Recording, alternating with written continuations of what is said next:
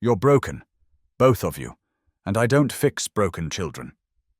The words cut through the pristine silence of the Blackwood Industries Executive Daycare Center like shards of glass sharp enough to draw blood from hearts that had already bled too much. Nanny Jessica Monroe stood in the center of the rainbow-carpeted room, her designer handbag clutched against her chest like armor, her voice pitched loud enough for the entire 47th floor to hear her declaration of defeat. Those words, spoken with such casual cruelty, would shatter two small hearts and awaken something fierce in a single father who knew exactly what broken felt like. When Billionaire CEO Elena Blackwood's twin daughters had driven away their 11th nanny in 4 months, no one expected salvation to come from a night shift janitor pushing a cleaning cart.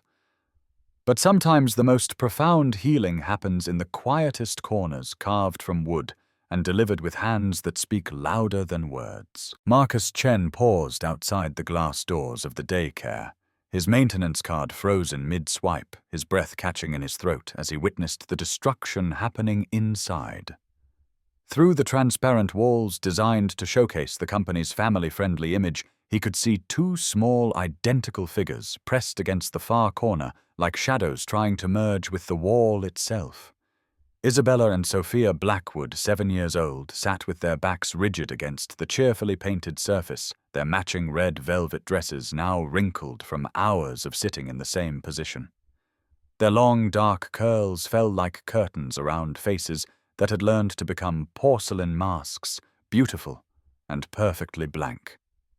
Their eyes held winter, not cold, but waiting for spring, waiting for someone to notice they were freezing. "I don't care if your mother owns this entire building."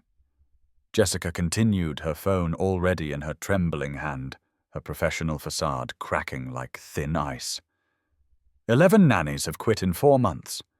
11, you just sit there like little ghosts staring at nothing, saying nothing. It's creepy. It's wrong. And I'm done pretending I can help children who won't even try. The twins didn't move, didn't blink, didn't flinch. They stared straight ahead, as if the woman raging 3 feet away from them didn't exist, as if her words were just another layer of noise in a world that had become too loud, too painful, too much to face. Their silence fell like snow, beautiful but suffocating, covering everything in a blanket of protective numbness. Marcus should have kept walking. He had 3 more floors to clean before his shift ended at midnight, and getting involved in executive family drama was the fastest way to lose the job that barely kept him and his 7-year-old son afloat. But something about those 2 girls, the way they held themselves so still, so carefully, like they were trying to disappear into the walls themselves, made his chest tighten with a recognition that cut straight to his bones. He knew that stillness. He'd lived with it for 6 months after the accident that had stolen everything from him. He'd watched his own son Oliver retreat into that same terrible quiet after losing his hearing, and his mother in one horrific moment of twisted metal and shattered glass. He'd felt the weight of that silence, pressing down like water, drowning him slowly day by day, until breathing felt like betrayal. Before we continue, please tell us where in the world you're tuning in from. We love seeing how far our stories travel, and tonight this story of impossible healing and second chances might just reach the exact person who needs to hear it. The daycare had been transformed into something that looked like a child's dream, all soft pastels and rounded edges, with activity stations scattered throughout the open space. A reading corner with oversized cushions sat beneath a mural of flying books. Art tables gleamed with fresh supplies. A small indoor playground curved along one wall, its slides and climbing structures designed to challenge without overwhelming. Everything had been carefully chosen to stimulate joy, wonder, and growth. Everything except the 2 children who sat frozen in the corner, untouched by the magic surrounding them. Jessica stormed past Marcus without seeing him, her phone pressed to her ear like a weapon. Yes, Miss Blackwood, this is Jessica Monroe calling to inform you that I quit effective immediately. I can't work with children who won't even try. They need professional help, not a nanny. They need... Her voice faded down the corridor as she disappeared toward the executive elevators, leaving behind only the echo of her final cruelty. Marcus looked back at the twins through the glass, his maintenance uniform suddenly feeling heavier on his shoulders. 7 years old, maybe 8. The same age Oliver had been when his world had shattered. Their dark hair caught the soft lighting of the daycare, and their small hands were folded in their laps with the precision that came from learning that stillness was safer than movement, that silence was safer than speaking. The terrible practiced emptiness in their eyes was a language he understood fluently. It was the same look Oliver had worn for months after the accident when his son had decided the world was too loud, too painful, too much to face, even after the physical healing was complete. It was the look of children who had learned that disappearing was the only way to survive. He should walk away. He was just the janitor, invisible in his navy uniform, with Chen embroidered on the chest pocket, pushing a cart full of cleaning supplies through the after-hours silence of the corporate world. This wasn't his problem. These weren't his children. This wasn't his battle to fight.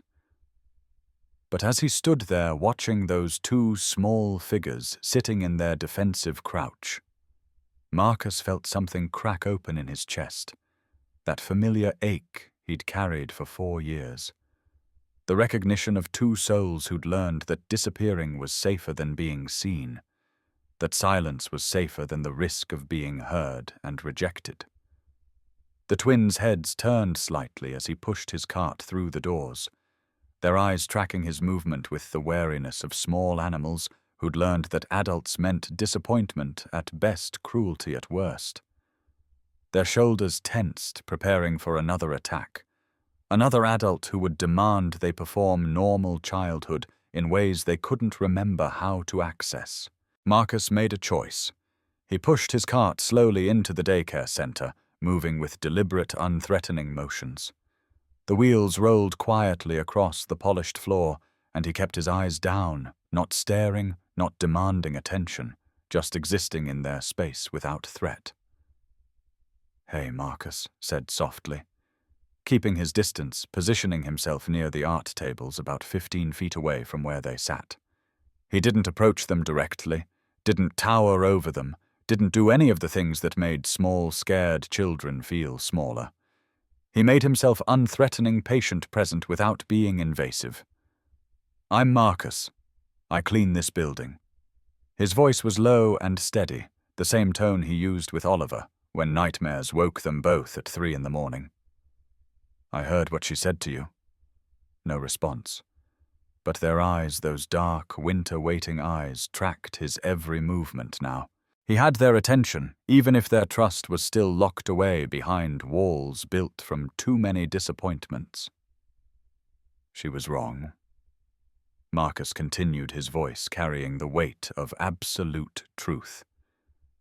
"You're not creepy. You're not wrong. You're not broken." He paused, letting the words settle in the space between them like seeds in fertile soil. "You're just scared. And that's okay. That's more than okay. That's human." One twin's fingers twitched, the smallest movement barely visible, but Marcus caught it. He'd learned something crucial in the years since Sarah's death, something that had taken him months of watching Oliver heal to understand sometimes the loudest communication happens in silence. Sometimes the most important conversations are the ones that never use words at all. "I'm not going to make you talk," Marcus said, settling his cart and slowly sitting down on the floor with his back against the opposite wall. "I'm not going to demand anything from you. I'm not going to try to fix you or change you or make you into something you're not ready to be. I'm just going to be here for a minute, and then I'm going to leave. Is that okay?" Still no verbal response. But something shifted in the air between them. Their shoulders lowered, just a fraction. Their breathing became slightly less shallow. Their grip on each other's hands loosened enough that he could see they were holding on to each other like lifelines in a storm. Marcus didn't stare at them. He just sat there, existing in their space, without judgment or expectation, letting them study him the way wild creatures study potential threats. He understood instinctively that these children had been failed by adults who demanded performance, who insisted on responses, who needed them to prove their worth through words and smiles and the kinds of engagement that felt impossible when you were drowning in silence. 5 minutes passed. The only sounds were the quiet hum of the building's air conditioning and the distant murmur of the city 47 floors below. Marcus could feel the weight of their attention, the careful way they were measuring him, deciding whether he was safe or just another adult who would eventually reveal his true intentions. The daycare smelled of crayons and unfulfilled dreams of hope, deliberately manufactured and childhood carefully curated. The fluorescent lights buzzed overhead like trapped insects, and somewhere in the walls, the building itself hummed with the constant energy of a corporate empire that never truly slept. Then Marcus stood up slowly, his movements careful and deliberate. He nodded once to the girls, a small gesture of acknowledgement and respect, and began pushing his cart toward the door. "I'll see you tomorrow," he said without turning around, making it a promise rather than a threat. "Same time. No pressure, no demands. Just me if you want the company." As the door closed behind him with a soft hydraulic hiss, he heard it, the softest exhale, like they'd been holding their breath since Jessica had started shouting, and finally felt safe enough to release it. The sound was barely audible, but to Marcus it might as well have been a shout of recognition, a whisper of hope, the first note of a song that hadn't been sung in far too long. Marcus pushed his cart down the hallway, his mind already working, already planning, already seeing the possibility of something beautiful rising from the ashes of something broken. Tomorrow he would come back and he would bring something with him, something small, something smooth, something that would say, without words, "You're not alone." Someone made this thinking of you. Someone carved away all the rough edges so it wouldn't hurt to hold. That night, 47 floors above Marcus Chen's humble apartment across the city, Elena Blackwood sat in her corner office staring at security footage that made no sense. The timestamp read 11:43 p.m. and the grainy black and white image showed her daughters in their usual position against the daycare wall. But there was something different about their posture, something she couldn't quite identify. Their shoulders seemed less rigid.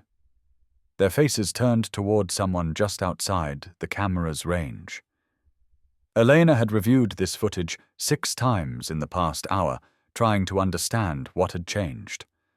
For months, the security recordings had shown the same heartbreaking tableau, Isabella and Sophia pressed against the wall like flowers wilting in shadow, while various caregivers either ignored them completely or tried increasingly desperate tactics to coax them into engagement. But tonight's footage showed something she hadn't seen since before David left. Tonight her daughters looked present, alert, as if they were actually seeing something instead of staring through the world like it was made of glass. Elena minimized the security window and rubbed her eyes, feeling the familiar weight of exhaustion settling into her bones. At 34, she ran a multi-billion-dollar technology empire that employed over 50,000 people worldwide. She could negotiate contracts that made or broke entire companies. She could read market trends like other people read novels. She could make decisions that affected millions of lives with calm precision and unwavering confidence. But she couldn't help her own daughters speak. The irony wasn't lost on her that the woman who built her fortune on communication technologies, advanced AI systems that could translate dozens of languages in real-time neural networks, that could interpret human emotion through voice patterns, cutting-edge platforms that connected people across impossible distances, couldn't find a way to reach 2 7-year-old girls who lived in her own home. 11 nannies in 4 months. Each one had arrived with impressive credentials, stellar references, and absolute confidence that they could succeed where others had failed. Each one had left with some variation of the same frustrated declaration that children were impossible, unresponsive, potentially disturbed. Elena knew better. Isabella and Sophia weren't impossible. They were traumatized, and the trauma had a name, a face, a voice that still echoed through their penthouse apartment in the form of David's final words before he walked out. Forever, I didn't sign up for broken children. The selective mutism had begun gradually about 6 months before David left. First, Isabella stopped talking to strangers. Then Sophia followed suit. Then they stopped talking to their father. Then their teachers. Then everyone except each other, and even that communication had become increasingly rare, increasingly precious, increasingly fragile. David had grown impatient with their silence, frustrated by their withdrawal, angry that his perfect daughters, his matching accessories for corporate events and family photo shoots, had become something he couldn't control or showcase. His demands for them to act normal had only driven them deeper into their protective shell, until they'd learned that the safest response to any adult expectation was no response at all. When he finally left, he'd done it with the kind of calculated cruelty that only someone who'd never truly loved them could manage. You want them? Keep them. But I'm done pretending this is a family. Elena had watched her daughter's last remaining words disappear with their father's footsteps. In the year since his abandonment, they'd spoken perhaps a dozen words total, and most of those had been whispered between themselves in moments when they thought no one was listening. She'd thrown money at the problem with the desperation of someone who'd always been able to purchase solutions. Private therapists, child psychologists, specialists in childhood trauma, and selective mutism. Each one had offered theories and treatment plans and promises of eventual progress. Some had helped marginally. Others had made things worse. None had produced the miracle she was paying them to deliver. The worst part was seeing the judgment in their eyes, the subtle suggestions that perhaps the children's problems stemmed from having a mother who worked too much, who cared more about profit margins than bedtime stories, who'd somehow failed in the most fundamental ways to create the kind of home where children felt safe to use their voices. Elena knew there was truth in those accusations. She'd built her empire while Isabella and Sophia were infants working 18-hour days and traveling constantly, telling herself she was securing their future while missing the present moments that might have mattered more. She'd delegated their care to a succession of nannies, justifying her absence by pointing to the trust funds she was building, the legacy she was creating, the opportunities her success would provide. But now, staring at security footage that showed her daughters looking almost hopeful, for the first time in months, Elena felt a flicker of something she'd almost forgotten how to feel possibility. Someone had reached them. Someone had gotten through their walls in the span of a single evening, accomplished something that 11 trained caregivers and countless expensive specialists had failed to achieve. The footage didn't show who, but Elena made a mental note to review the building's employee records in the morning. She closed the laptop and walked to the floor-to-ceiling windows that offered a panoramic view of the city. Somewhere out there in one of those thousands of glowing windows was the person who'd made her daughters look alive again. And tomorrow she was going to find out who they were. Far across the city, in a modest 2-bedroom apartment that could have fit inside Elena's office bathroom, Marcus Chen sat at a small workbench in the corner of the living room. Wood shavings scattered across the surface as his carving knife shaped a small piece of maple wood with movements that had become meditation therapy and prayer all at once. The scrape of blade against wood filled the comfortable silence, a rhythm that had become as familiar as breathing over the past 4 years. This was where Marcus did his real work, Not the cleaning and maintenance that paid the bills, but the careful crafting of hope into forms small enough to hold in frightened hands. Dad. Marcus looked up to find Oliver standing in the doorway in his dinosaur pajamas, rubbing sleep from his dark eyes. His 7-year-old son padded across the hardwood floor in bare feet, drawn by the soft light of the desk lamp and his father's late-night ritual. Marcus's hands moved in the fluid gestures of American Sign Language, a language that had become their lifeline after the accident stole Oliver's hearing and Sarah's life. "Can't sleep, buddy!" Oliver shook his head and climbed onto the stool beside his father's workbench, peering at the half-carved object, taking shape in Marcus's careful hands. His small fingers traced the air above the wood, feeling for the vibrations that told him when his father was working. "What are you making?"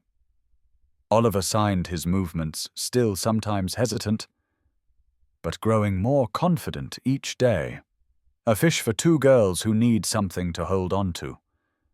Marcus replied, his hands painting the explanation in the air between them. Oliver tilted his head with the curiosity that had survived everything else that had been taken from him. "Like my fish." Marcus glanced at the small shelf above the workbench, where Oliver's fish sat among other carved treasures. The first thing Marcus had made 4 years ago, when his son had stopped communicating after the accident, when Oliver had retreated so far inside himself that Marcus had thought he'd lost him forever, along with Sarah. "Exactly like your fish Marcus signed, for children who are scared and need to know someone is thinking of them." Oliver climbed higher on his stool to get a better look at his father's work, watching the careful way the knife peeled away tiny curls of wood, revealing the smooth curve of a fish's body hidden inside the rough block of maple. His face was serious in the lamplight, processing something important. "Are they scared like I was?" Oliver signed after a moment, his small hands moving with the gravity of someone who understood fear in ways no 7-year-old should have to. "Yes, very scared," Marcus replied honestly. Oliver deserved honesty about pain and healing, and the way broken things could be made beautiful again. "Scared like you were, scared like I was." Marcus set down his knife and looked at his son. This brave, beautiful boy who'd lost his hearing, lost his mother, lost his whole world in one terrible moment on a rainy Tuesday afternoon, and somehow found his way back to joy.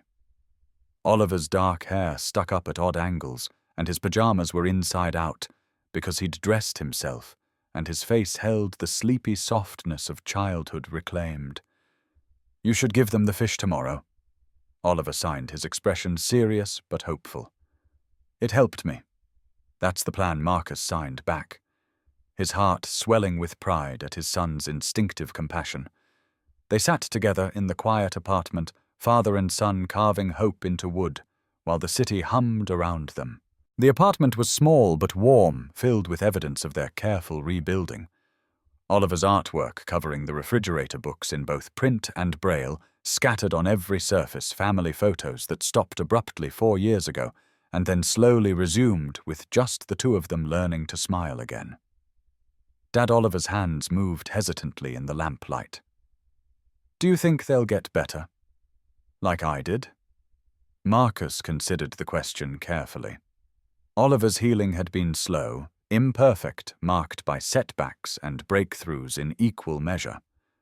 There were still nights when nightmares woke them both, still moments when the world felt too big and too dangerous for a little boy who'd learned that everything safe could disappear in an instant. But there were also mornings filled with laughter, afternoons spent building elaborate Lego cities evenings, when Oliver's face glowed with the simple joy of being 7 years old and loved. "I think they're going to be exactly who they're meant to be." Marcus signed finally. "Just like you are, just like we all are when someone loves us enough to be patient while we figure it out." Oliver nodded solemnly, then yawned wide enough to make his father smile. "I'm going to dream about fish tonight," he signed. "Good dreams about fish, Marcus signed back. Fish that swim in warm water and never get lost. After Oliver padded back to bed, Marcus returned to his carving. 3 hours until his work shift ended, and this fish needed to be perfect. 3 hours of sanding until it felt like comfort in solid form, until every edge was rounded and soft, until it carried the weight of intention without the burden of expectation. His phone buzzed on the workbench. A text from his supervisor. "Chen, need you to cover extra hours tomorrow. Peterson called in sick. Time and a half." Marcus stared at the message, calculating quickly. The overtime would help with Oliver's upcoming audiologist appointment, but it would also mean less time for the slow, careful work of building trust with 2 frightened children. He typed back, "I'll take it, but I need to keep my regular evening maintenance schedule." The response came immediately. "Whatever works, just get the building clean." Marcus smiled and returned to his carving. Tomorrow evening, he would go back to the 47th floor, and he would leave a gift for Isabella and Sophia Blackwood. A small wooden fish that would say, without words, what their father had failed to say, what 11 nannies had failed to understand, what their mother was still learning to believe. You are not broken. You are not wrong. You are not too much or too little or too anything except exactly perfectly yourselves. And that is enough. That has always been enough. The next morning brought the kind of November drizzle that made Seattle feel like the inside of a gray wool sweater, soft and enveloping and slightly suffocating. Marcus dropped Oliver at Roosevelt Elementary, watching through the chain-link fence as his son joined his friends in the covered play area, their hands flying in animated sign language conversations that looked like birds dancing in the air. Oliver had found his tribe among the other children in the deaf and hard-of-hearing program, and watching him laugh silently with kids who understood, his world never failed to fill Marcus with grateful amazement. 4 years ago, he'd feared Oliver would never connect with anyone again.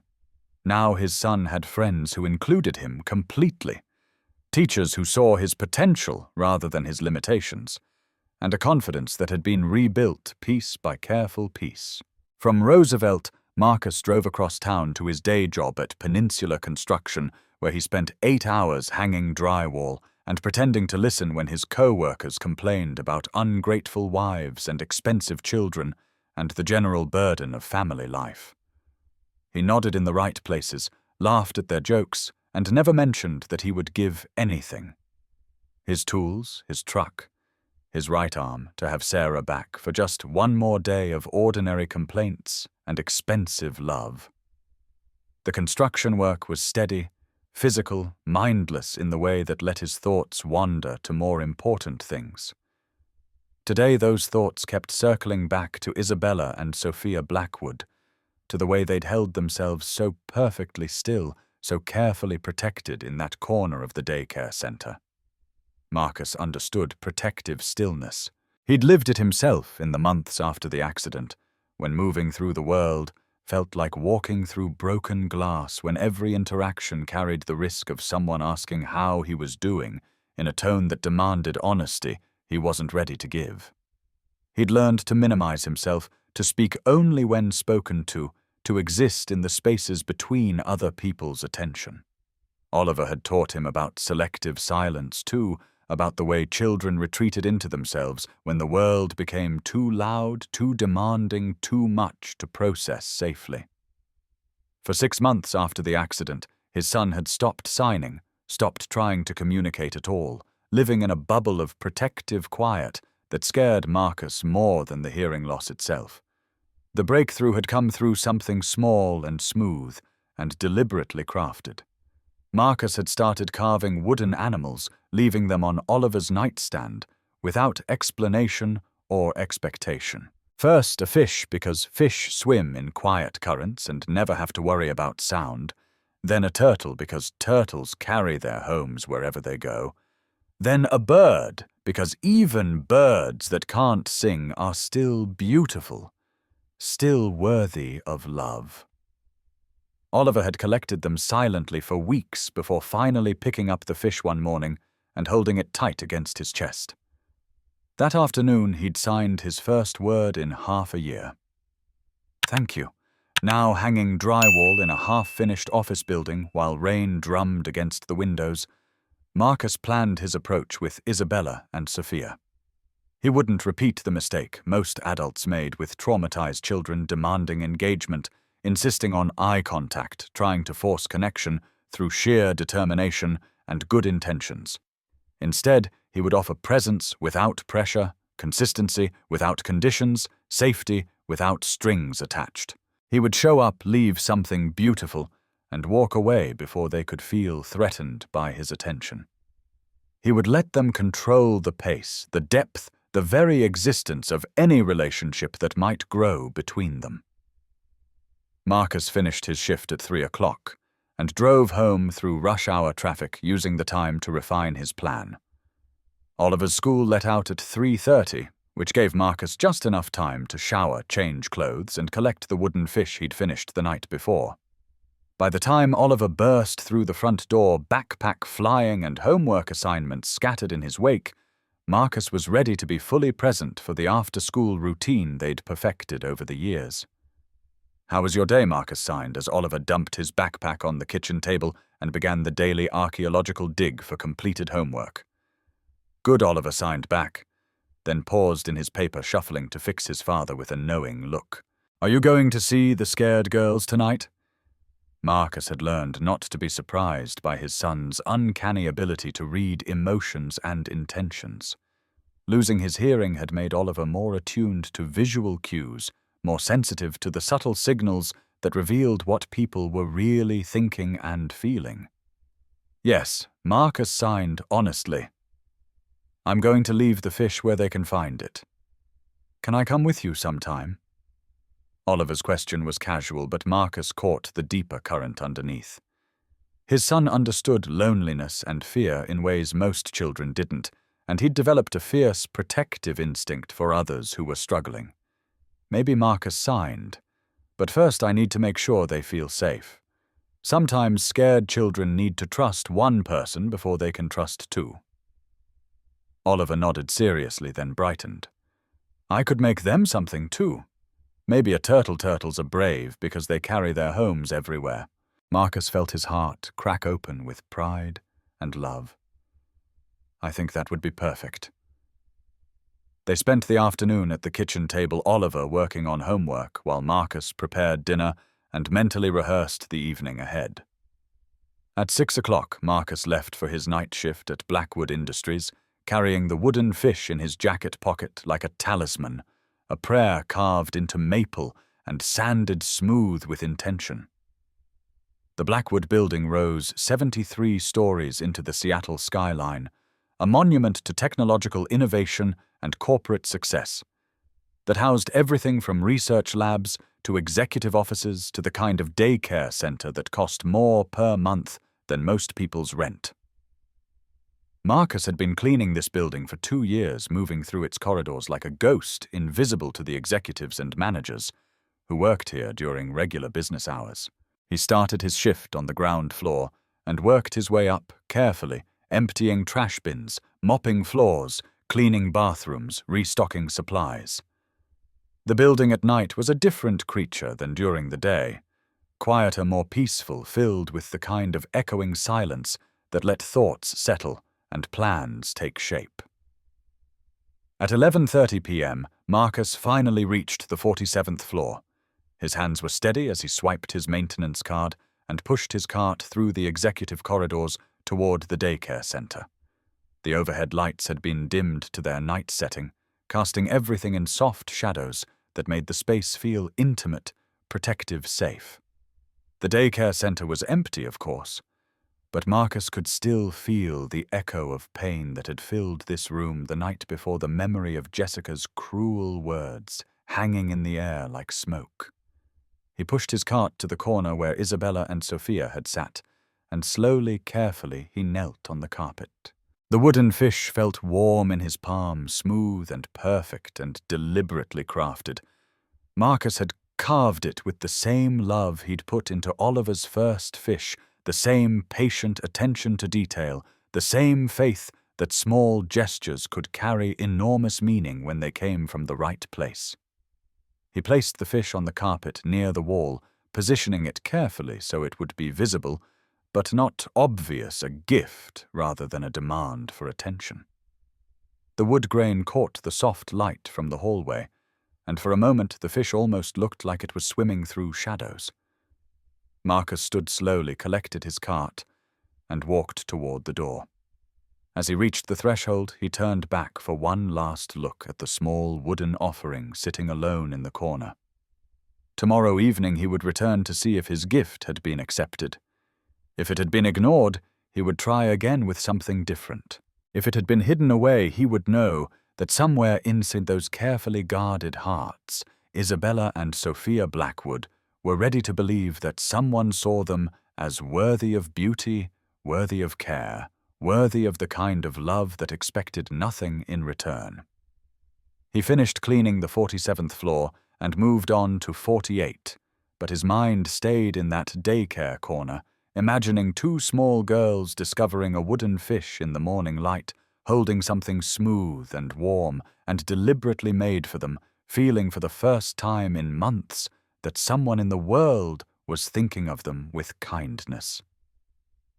The elevator carried him down through the sleeping building, past floors of darkened offices and silent conference rooms, past the monuments to success and ambition that filled this tower of corporate achievement. But Marcus was thinking about something much smaller and infinitely more important, the moment tomorrow evening when he would return to see if his first small seed of trust had found fertile ground in which to grow. Outside, November, rain continued its patient work against the windows, washing the city clean, preparing the ground for whatever might bloom in the space between one lonely night and another. The wooden fish disappeared. Marcus discovered this at 11:43 p.m. the following evening, when he returned to the daycare center with a cloth and glass cleaner prepared to maintain the pretense of routine maintenance while secretly checking on his gift. The corner where Isabella and Sophia Blackwood typically sat was empty of children, empty of furniture, but also empty of the small carved fish he'd left 24 hours earlier. Either custodial staff had thrown it away, mistaking it for trash, or two frightened little girls had claimed it as their own. Marcus chose to believe in the possibility that mattered most. That night he carved a second gift, a bird in flight wings, spread wide, beak pointed toward freedom. The next evening brought a wooden star, 5 points perfectly. Even edges rounded smooth, so small fingers could trace the shape, without risk of splinters. The fourth night, a heart, because hearts were universal, because everyone needed to know their own heart mattered, because love was the point of everything else. Each evening Marcus followed the same ritual. He would complete his regular cleaning duties on the 47th floor, saving the daycare center for last. He would enter quietly, respectfully, always with a legitimate reason for being there, checking air vents, wiping down surfaces, emptying bins that were already empty. And always he would leave something small and beautiful in that corner where two children had learned to make themselves invisible. Each morning the previous night's gift would be gone. By Thursday evening, Marcus knew with absolute certainty that Isabella and Sophia were collecting his offerings. The knowledge filled him with a quiet joy that felt like the first warm day after a long winter, like watching Oliver take his first tentative steps back toward communication, like proof that hope was never wasted, even when it felt impossibly small. The nannies rotated through the daycare center, like seasons, each one arriving with fresh optimism and departing with familiar frustration. Marcus watched them through the security of his invisible status, noting their strategies, their failures, their mounting desperation, as they encountered children who had learned that silence was survival. Thursday's nanny was a young woman named Patricia, who'd clearly studied child development and positive behavioral reinforcement. She tried game song story time with animated voices and exaggerated expressions. She offered choices. Would you like to paint with blue or red? Should we read about dinosaurs or princesses? She maintained cheerful patience in the face of complete non-response, but Marcus could see the cracks forming in her professional composure by mid-afternoon. Friday brought Margaret a grandmother type with 40 years of childcare experience who'd raised 6 children and countless grandchildren. She took a different approach, sitting quietly near the twins knitting while she hummed old lullabies offering presents without pressure. Marcus approved of her strategy, but even Margaret left at the end of her shift looking defeated, shaking her head at the impossibility of connecting with children who'd decided connection was too dangerous. On Friday evening, Marcus brought his 5th gift, a wooden butterfly wings spread wide, body carved, slender and graceful. But this time, instead of simply placing it and leaving, he made a choice that would change everything. The twins were in their usual position when he entered the daycare at 11:35 p.m., backs against the wall, knees drawn up, faces carefully blank. They didn't acknowledge his presence, but Marcus had learned to read the subtle signs of their attention, the slight turn of Isabella's head, the way Sophia's fingers stopped their repetitive tracing patterns, the almost imperceptible shift in their breathing that told him they were tracking his movements. Marcus pulled out the carved butterfly and knelt down near their corner, but instead of placing it on the floor and walking away, he held it in his palm and lifted his hands. For you, he signed the words, painted in the air with movements that had become second nature, as natural as breathing, as essential as heartbeats. Both girls went completely still. Their eyes locked on his moving hands with laser focus, their mouths opening slightly in shock. For one suspended moment, the daycare center felt like a church, like a courtroom, like the edge of a cliff where everything could change with a single step forward or backward. Marcus signed again, slowly and carefully, letting them see every movement, every word. My name is Marcus. I won't hurt you. You don't have to talk. Isabella's eyes filled with something Marcus hadn't expected to see recognition. Not just of sign language, but of kindness, of patience, of an adult who was offering communication without demanding performance. Beside her, Sophia's rigid posture softened fractionally, her death grip on her sister's hand, loosening enough to allow blood flow. Marcus placed the wooden butterfly on the floor between them and moved to his usual spot against the opposite wall. But instead of beginning his cleaning routine, he simply sat, existing in their space, with the kind of patient presence that asked for nothing and offered everything. 10 minutes of silence stretched between them, but it wasn't empty silence anymore. It was full of possibility, weighted with the kind of attention that transforms strangers into something more, something safer, something worth trusting. Finally, Marcus stood, nodded once to both girls, and began collecting his cleaning supplies. As he reached the door, he turned back and signed a simple goodbye, then left them alone with their newest treasure and the revolutionary knowledge that someone in their world spoke a language they could understand. Saturday and Sunday passed without opportunities for contact. The daycare center closed on weekends, and Marcus used the time to plan his next careful steps.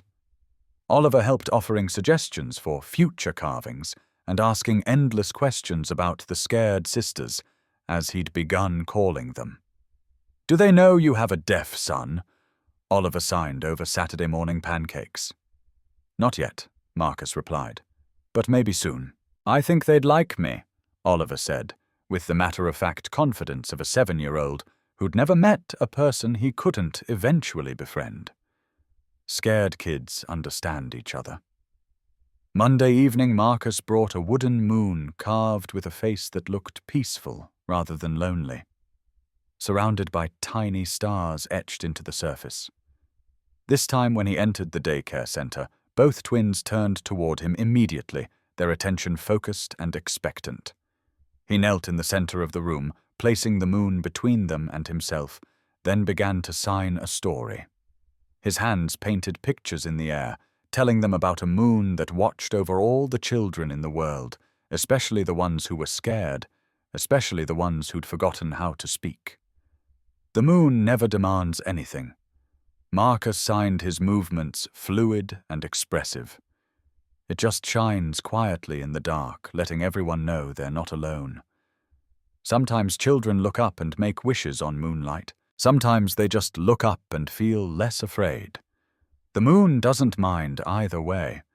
The moon just loves.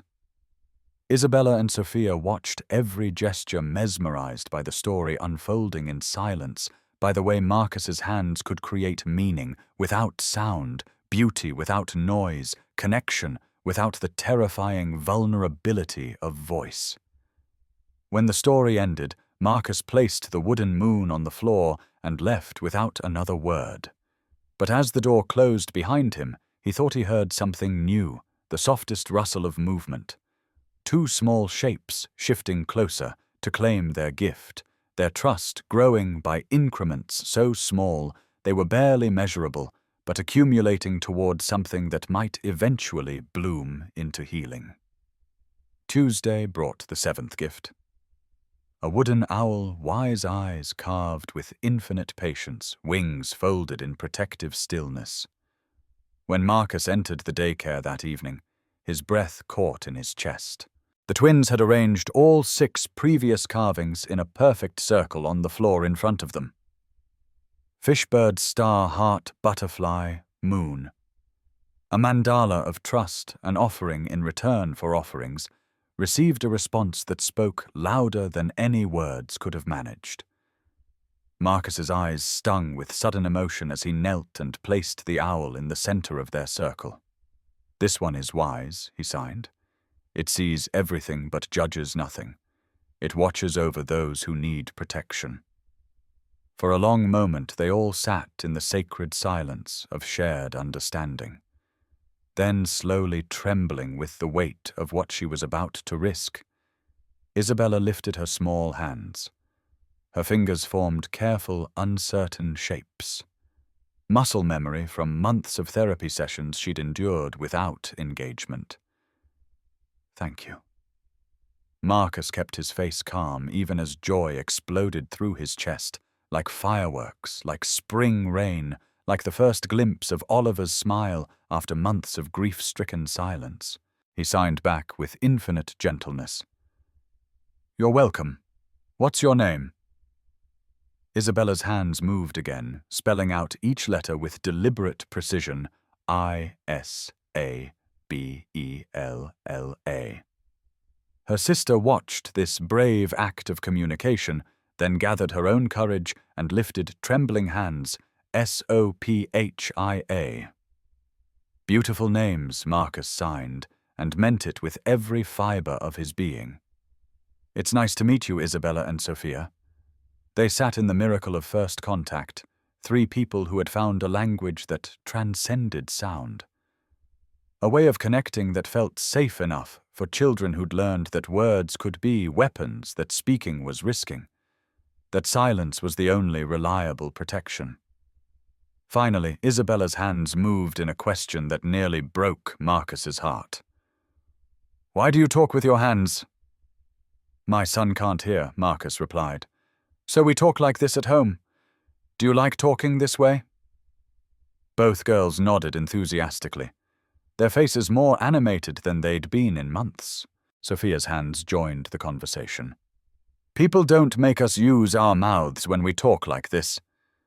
Understanding crashed over Marcus like a wave, sudden and complete and devastating.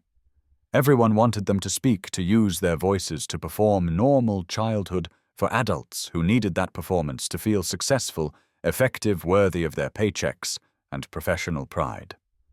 But sign language let them communicate without that pressure, without the expectation of vocal engagement that felt impossible when your throat closed with anxiety and your tongue felt too heavy for words. Sign language was a refuge where silence was not failure, but simply a different way of being human. "You never have to use your mouth with me," Marcus signed with fierce protectiveness. "Your hands say everything just fine." Isabella's fingers moved hesitantly. "Our therapist taught us to sign." After we stopped talking, she said, "Maybe we could talk this way instead." "That was a good therapist," Marcus replied. "This is a real language, just as good as speaking. Maybe better because it's beautiful to watch." For the first time since he'd started visiting them, something shifted in their faces. Not quite smiles, but close. Relief, recognition, hope. The beginning of something that might eventually grow into trust, into healing, into the knowledge that they were worthy of patience, worthy of understanding, worthy of love, that didn't demand they change themselves to earn it.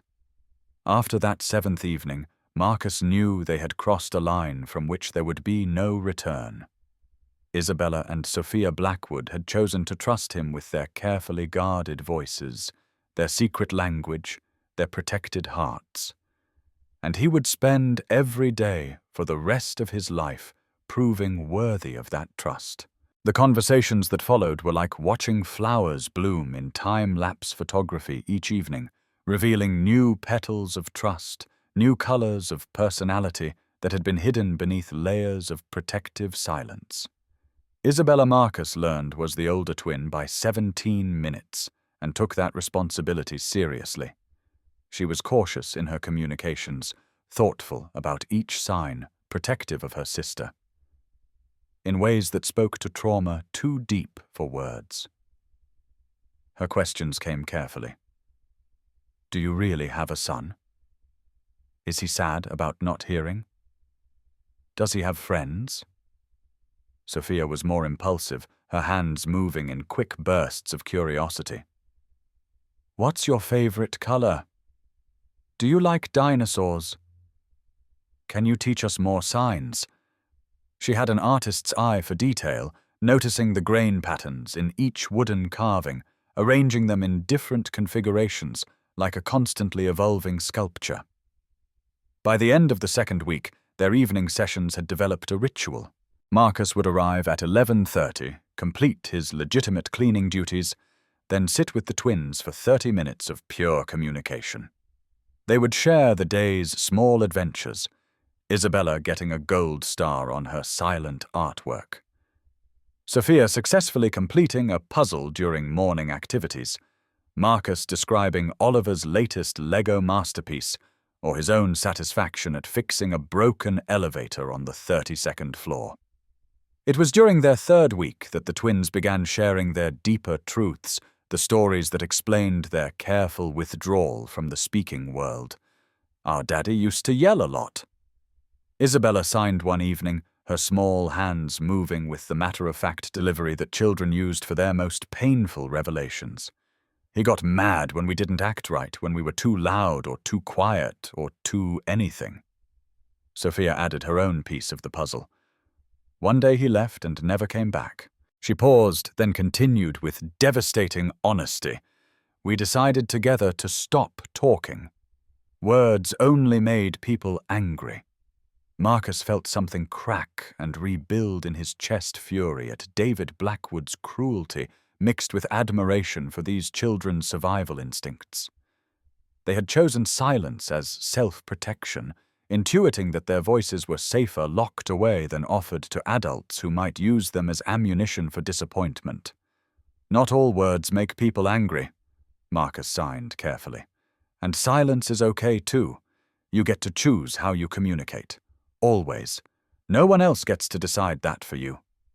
"Why are you nice to us?" Isabella asked, and the question carried years of adult disappointment of professionals who'd treated them like problems to be solved rather than people to be understood. Marcus thought about Oliver, about Sarah, about the accident that had shattered their lives 4 years ago.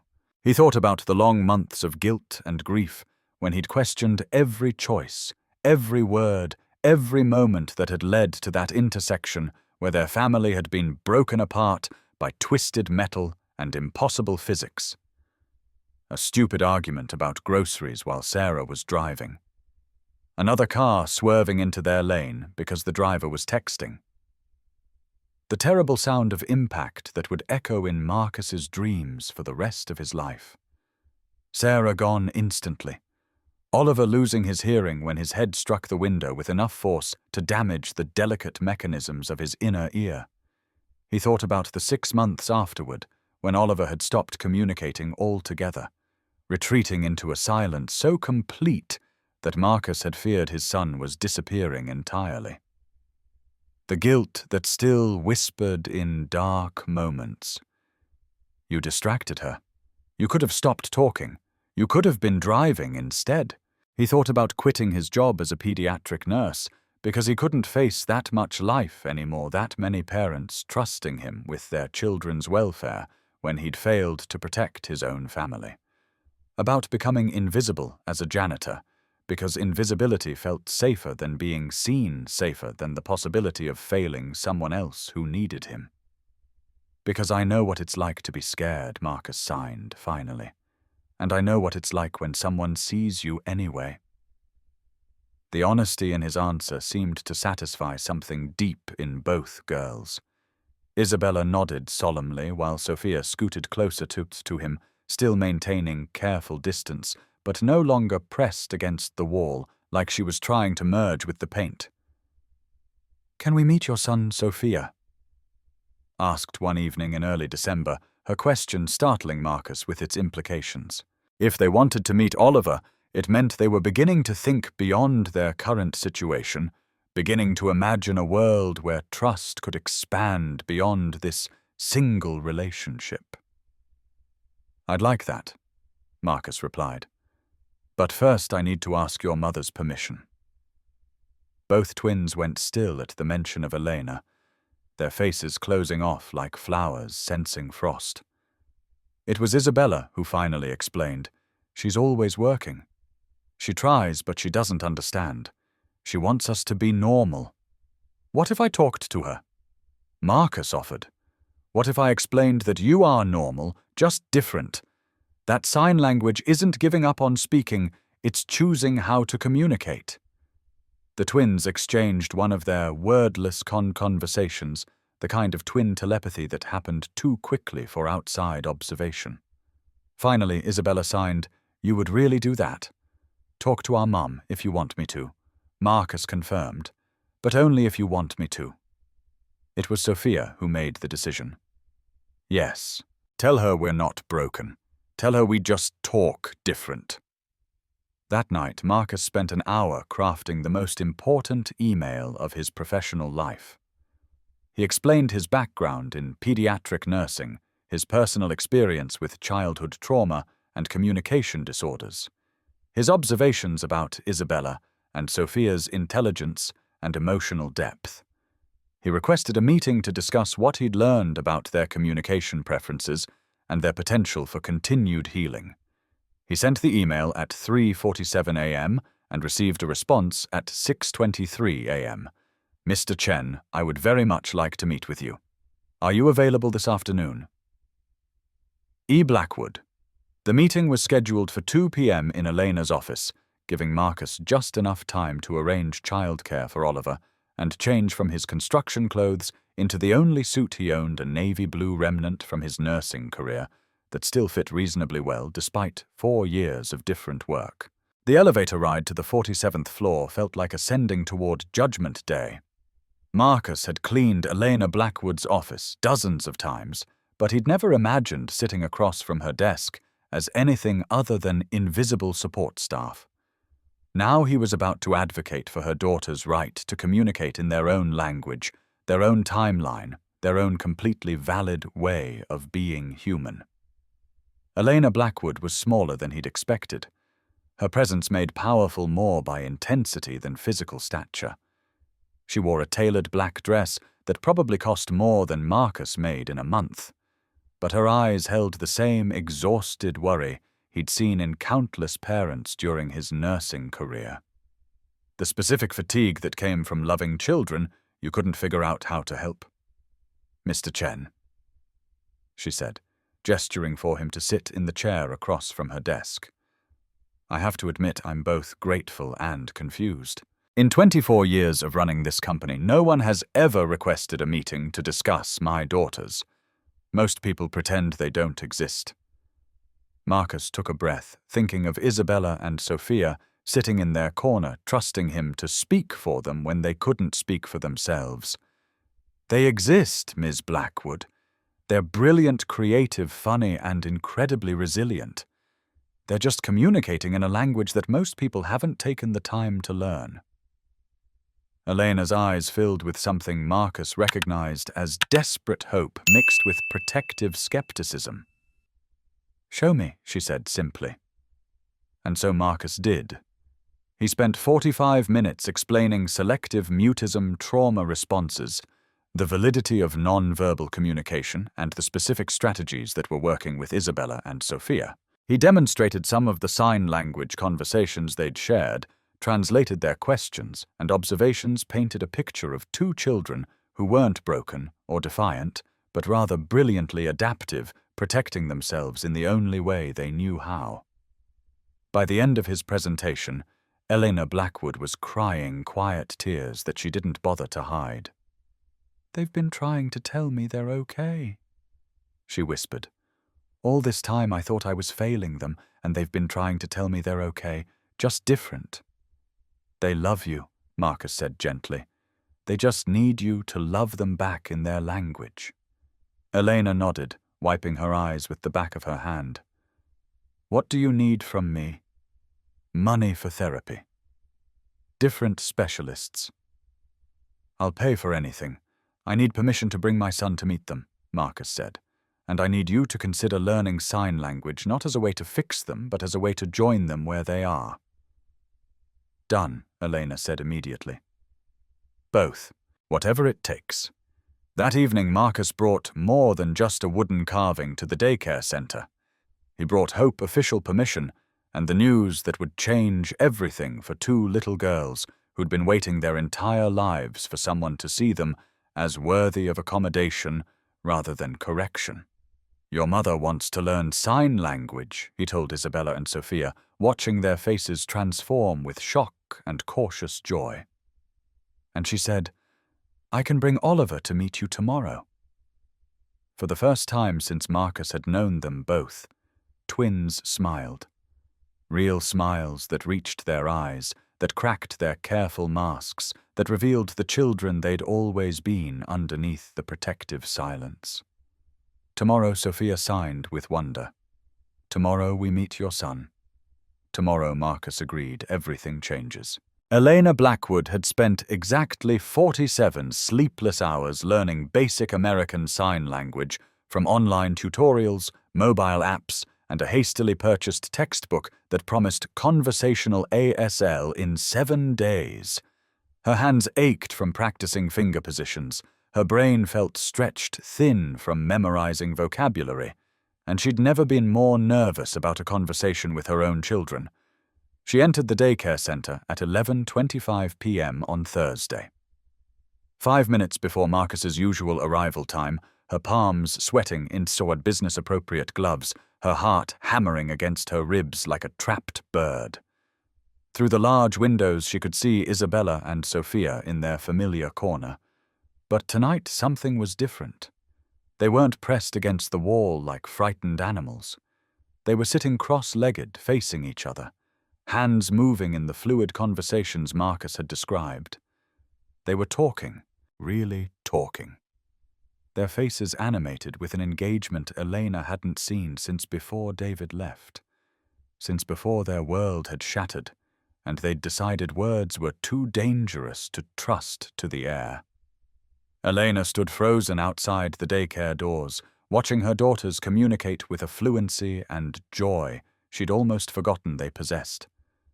Their hands painted pictures in the air, told stories, asked questions, shared the kinds of silly observations that normal 7-year-olds found endlessly fascinating. They were being children.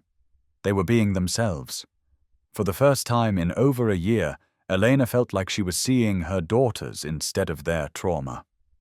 The elevator chimed softly behind her, and Elena turned to see Marcus Chen emerging with his cleaning cart. But tonight, he wasn't alone. A small boy with dark hair and serious eyes walked beside him, carrying a backpack that looked hand-decorated with fabric markers and a determined expression that reminded Elena sharply of Isabella when she was preparing to be brave about something scary. Ms. Blackwood Marcus signed as he spoke, his hands moving in careful, deliberate gestures. "This is my son Oliver." The boy stepped forward and signed with the confidence of a native speaker. "Hello, Miss Blackwood. My dad says your daughters are very nice. I'm excited to meet them." Elena's eyes filled immediately. She'd been practicing those exact phrases for 2 days, but seeing them used in real conversation, understanding them without effort, feeling included in the silent language her children preferred, it was overwhelming in the most beautiful possible way.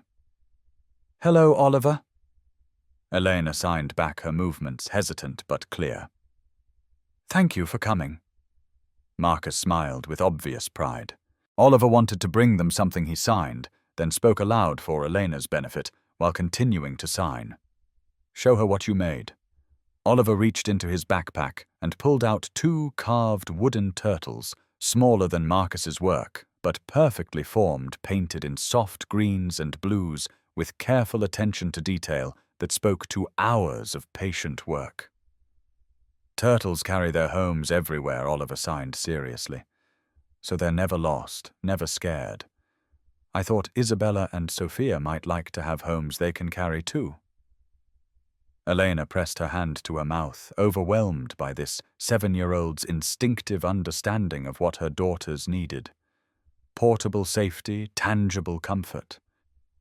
The knowledge that home could be something small enough to hold when the world felt too big and too dangerous. "They're going to love them." Elena managed to sign, then added aloud, "They're going to love you." Marcus swiped his card and opened the daycare doors, but before they could enter, he turned to Elena with an expression of gentle warning. "Let them set the pace," he signed and spoke. No pressure, no expectations. Just presence. Elena nodded, understanding in her bones that this moment was fragile, precious, capable of shattering, if handled with anything less than infinite care. Inside the daycare, Isabella and Sophia looked up from their silent conversation, their faces cycling through surprise, curiosity, and cautious hope as they saw their mother flanked by Marcus and a boy their own age. Elena watched her daughters process this unprecedented situation, their mother in their safe space, with the man who'd become their trusted friend, accompanied by a child who might understand their world in ways adults couldn't. Oliver stepped forward first, his movements confident but unthreatening. He waved and signed, "Hi, I'm Oliver. I'm 7. My dad says you talk with your hands too." Isabella and Sophia exchanged one of their wordless conversations, faster than thought. Then Isabella signed back. "We're 7 too. We heard about you. You're deaf."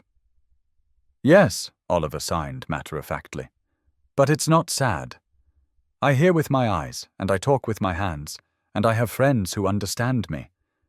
Dad says you understand too." Sophia's face lit up with something Elena had almost forgotten existed, pure childhood delight at meeting someone who shared their experience. "We know lots of signs. Want to see." What followed was the most beautiful 20 minutes of Elena's recent memory. Oliver sat with Isabella and Sophia comparing vocabularies, teaching each other new signs, sharing the wooden animals they'd all received from Marcus. They giggled silently at jokes only children found funny, tested each other on alphabet fingerspelling, and created an instant friendship based on the simple recognition that they belonged to the same tribe. Elena sat on the floor nearby, close enough to participate, but far enough away to let the children control their own interactions. Marcus settled beside her, and together they watched 3 children create a world where sign language wasn't accommodation or therapeutic intervention, it was simply the most natural way to communicate. "Sophia's telling Oliver about the wooden circle," Marcus murmured, translating the rapid-fire signing. "How they arranged your gifts like a prayer wheel." My gifts? Elena asked, confused. Marcus smiled. I've been leaving them small carvings each evening, a way to show them someone was thinking of them with kindness. Elena felt something shift in her chest, a loosening of guilt she'd carried for months. You've been parenting them, when I couldn't figure out how. I've been seeing them, Marcus corrected gently. There's a difference. Elena watched Isabella show Oliver the wooden fish, the first gift Marcus had left, and saw her daughter's face glow with pride at having something beautiful to share. I used to know how to see them, Elena whispered, before everything got so complicated. They're still the same children, Marcus said.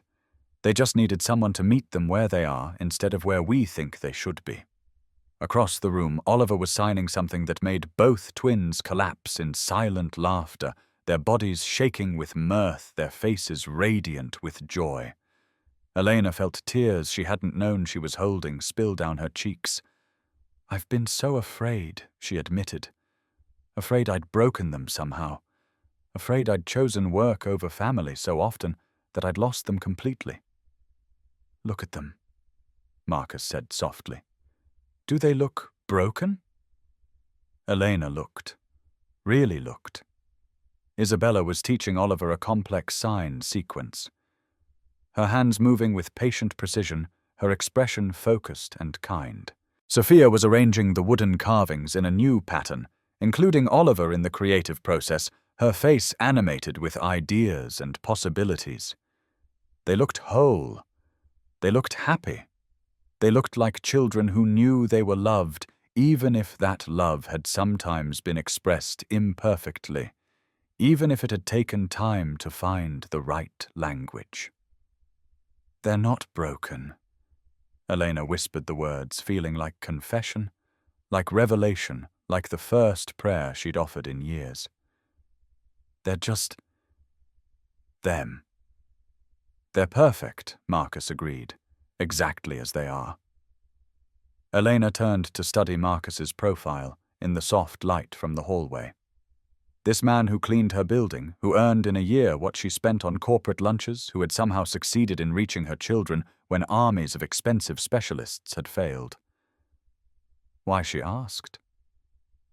Why did you care enough to try? Marcus was quiet for a moment, watching Oliver demonstrate fingerspelling to the twins. 4 years ago, I lost my wife in a car accident.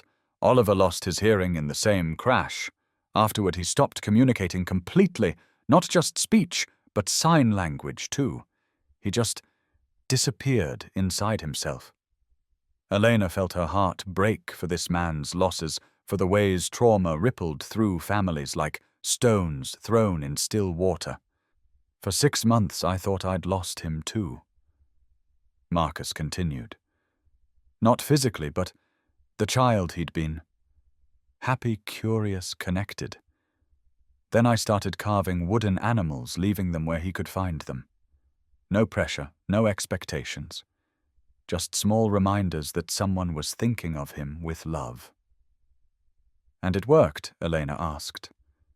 Eventually, slowly. It wasn't the carvings themselves, it was the consistency. The message that someone would keep showing up, keep caring, keep believing he was worth the effort, even when he couldn't respond. Elena nodded, understanding blooming in her chest. Isabella and Sophia needed someone to show up. They needed someone to believe they were already enough. Marcus said, not broken things to be fixed, but whole people deserving of patience and accommodation. Across the room, Oliver was showing the twins how to sign Dinosaur, his favorite topic of conversation. Isabella's hands followed his movements carefully, while Sophia giggled at the fierce expression Oliver made to accompany the sign. I want to learn, Elena said suddenly. Not just basic vocabulary, but fluency.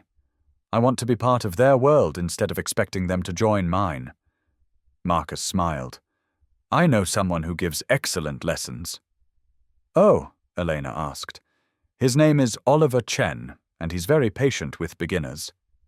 Elena laughed, a sound of pure joy that made all 3 children look over with curiosity. She signed her first real message to her daughters. I love you. I'm learning your language." Isabella's face transformed with shock, then wonder, then something that looked like forgiveness. She signed back, "We love you too, Mama. And Sophia, irrepressible." Sophia added, "You're not very good yet, but you'll get better with practice." Elena laughed again, tears streaming down her face, her heart feeling lighter than it had in months. Marcus was right. They weren't broken. They were brilliant, funny, compassionate children who had adapted to their circumstances with remarkable resilience. They'd been trying to tell her they were okay all along. She'd just needed to learn their language to hear them. As the evening ended and Marcus began gathering his cleaning supplies, Elena felt something she hadn't experienced in over a year, hope for her family's future. Not hope that Isabella and Sophia would change to meet her expectations, but hope that she could change to meet them where they were, to love them in the language they preferred, to build a relationship based on understanding rather than correction. "Same time tomorrow?" Marcus asked as he and Oliver prepared to leave. Elena looked at her daughters, who were still glowing with the joy of successful communication, of feeling seen and understood and accepted exactly as they were. "Same time tomorrow," Elena agreed. "And every day after that for as long as you're willing to teach us." Marcus smiled. "It would be our honor." As the Chen family departed, and Elena prepared to take Isabella and Sophia home, her daughters signed a message that would echo in her heart for weeks to come. "Thank you for learning our words, Mama. Now we can really talk to you." Elena signed back, her movements still clumsy, but her meaning crystal clear. "I should have learned sooner. But I'm here now, and I'm not going anywhere." For the first time in over a year, the Blackwood family went home together, speaking the same language. And for the first time in months, Elena believed they might actually be okay. 1. The transformation didn't happen overnight, but it happened like spring, slowly, then suddenly, then everywhere at once. Within 2 weeks of that first family meeting in the daycare center, evening sessions had become the highlight of everyone's day. Marcus would arrive at 11:30 with Oliver. Elena would join them after finishing her work, and together they would sit in a circle on the daycare floor, 3 adults and 3 children, learning to be a family in a language made of gestures, patience, and hope. Isabella and Sophia bloomed under this consistent attention. Their signing became more confident, more elaborate, more joyful. They began incorporating spoken words occasionally, not because anyone demanded it, but because they wanted to, because they felt safe enough to experiment with sound again. Their voices, when they chose to use them, were soft and slightly rusty from disuse, but achingly beautiful to the adults who had wondered if they would ever hear them again. Oliver thrived in his role as big brother and language teacher. He was infinitely patient with Elena's clumsy finger spelling, generous with praise, when Isabella attempted new vocabulary, and protective of Sophia when she got frustrated with complex grammar. The twins, in turn, became his fiercest advocates, teaching him their own invented signs for concepts ASL didn't cover, including him in every game, every joke, every whispered conspiracy. Elena discovered that learning sign language was like learning to see her daughters for the first time. Every conversation revealed new depths to their personalities, new evidence of their intelligence, new proof that their silence had been protection rather than defiance. Isabella, she learned, was a natural storyteller, weaving elaborate tales with her hands about brave princesses and helpful dragons. Sophia was a philosopher, asking questions that made adults pause and think, why do people think talking with mouths is more important than talking with hands? Marcus found himself looking forward to these evening sessions with an intensity that surprised him. Not just because he was witnessing Isabella and Sophia's healing, but because of the way Elena's face lit up when she successfully communicated with her daughters, the way she laughed when Oliver corrected her grammar with 7-year-old seriousness, the way she looked at Marcus with gratitude so profound it made his chest ache with feelings he'd thought died with Sarah. 3 weeks into their new routine, Elena asked a question that changed everything. Marcus, would you and Oliver like to join us for dinner sometime? At our home, I mean. The girls have been asking. The invitation was casual, almost offhand, but Marcus caught the deeper current underneath. Elena Blackwood, one of the most powerful women in the city, was inviting a janitor and his son into her personal space, her private life, her carefully guarded world. It was an act of trust that spoke louder than any words could manage. "We'd like that very much," Marcus replied, his heart hammering against his ribs like it had forgotten how to beat normally. The Blackwood penthouse was everything Marcus had expected, and nothing like he'd imagined. Yes, it was enormous, with floor-to-ceiling windows offering panoramic views of Elliott Bay and the Olympic Mountains. Yes, it was decorated with the kind of art and furniture that probably cost more than most people's annual salaries. But it was also unmistakably a home where children lived and played and made messes and felt loved. Isabella and Sophia's artwork covered the refrigerator in the gourmet kitchen. Family photos carefully curated to exclude David lined the mantelpiece in the living room. The dining room table bore the scars of homework sessions and craft projects, evidence of a mother who had chosen accessibility over perfection when it came to shared family space. "I can't actually cook," Elena confessed as she bustled around the kitchen, pulling ingredients from the refrigerator with the determination of someone attempting a feat slightly beyond their skill level. "I mean, I can order takeout like a champion, but actual food preparation is outside my wheelhouse." Marcus rolled up his sleeves. "I can cook," he said simply. "Oliver and I have been figuring it out together for 4 years." What followed was the most intimate evening Marcus had experienced since Sarah's death. While the children played in the living room, Oliver teaching the twins card games while they taught him elaborate clapping patterns, Marcus and Elena worked side by side in the kitchen, creating a meal from ingredients she'd optimistically purchased without any clear plan for assembly. "You don't have to do this," Elena said, as Marcus demonstrated proper knife technique for chopping vegetables. "I invited you for dinner, not to cook dinner." "I want to," Marcus replied, and realized with startling clarity that he meant it. "It feels good to take care of people again." Elena paused in her clumsy attempts at salad preparation. Again, Marcus told her about his former life as a pediatric nurse, about the satisfaction he'd found in healing sick children, in comforting frightened parents, in being someone families could rely on during their most vulnerable moments. He explained how the accident had stolen his confidence, along with everything else. How he'd convinced himself he was too broken to be trusted with other people's precious things. "You're not broken," Elena said fiercely, her hands stilling on the salad tongs. "You're the most whole person I've ever met." "Some days I feel whole," Marcus admitted. "More days lately. Because of the girls. Because of all of you," Marcus said honestly, then caught himself. "I mean—" "I know what you meant," Elena said softly, and the air between them suddenly felt charged with possibility, heavy with the weight of feelings neither was quite ready to name. Dinner was chaotic and perfect. Oliver signed running commentary on every dish while Isabella and Sophia provided enthusiastic approval through elaborate facial expressions and occasional spoken words of appreciation. Elena burned the garlic bread and laughed about it instead of apologizing, which felt like a small miracle of self-acceptance.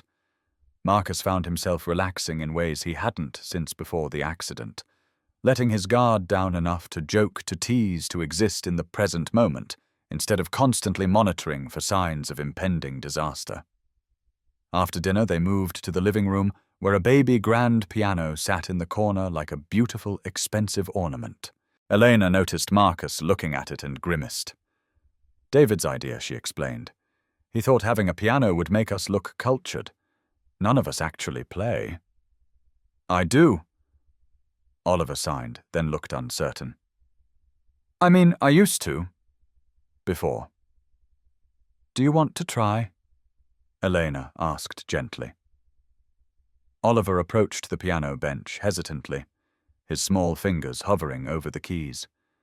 When he pressed the first notes, they were tentative questioning, as if he wasn't sure the instrument would respond to his touch. But muscle memory took over, and soon he was playing a simple melody Marcus recognized from their old life, a lullaby Sarah used to hum while putting Oliver to bed. The twins were mesmerized not just by the music, but by the way Oliver's face transformed as he played, the way he felt the vibrations through the bench and the piano frame, the way he could create beauty without being able to hear it in the traditional sense. "That's amazing, Isabella," whispered her voice, soft with wonder. "Can you teach us?" Sophia asked, scooting closer to the piano bench. What followed was the most beautiful chaos Marcus had ever witnessed. Oliver positioned himself in the middle of the bench with Isabella and Sophia, flanking him, 6 small hands, attempting to navigate the keyboard under his patient instruction. Elena pulled out her phone to record the moment, then put it away and simply watched, her expression soft with the kind of joy that comes from seeing your children discover new ways to be happy. Marcus leaned against the doorframe, overwhelmed by the domestic perfection of the scene. This wasn't his life. He was a janitor from a small apartment across town, a single father barely keeping his head above water financially.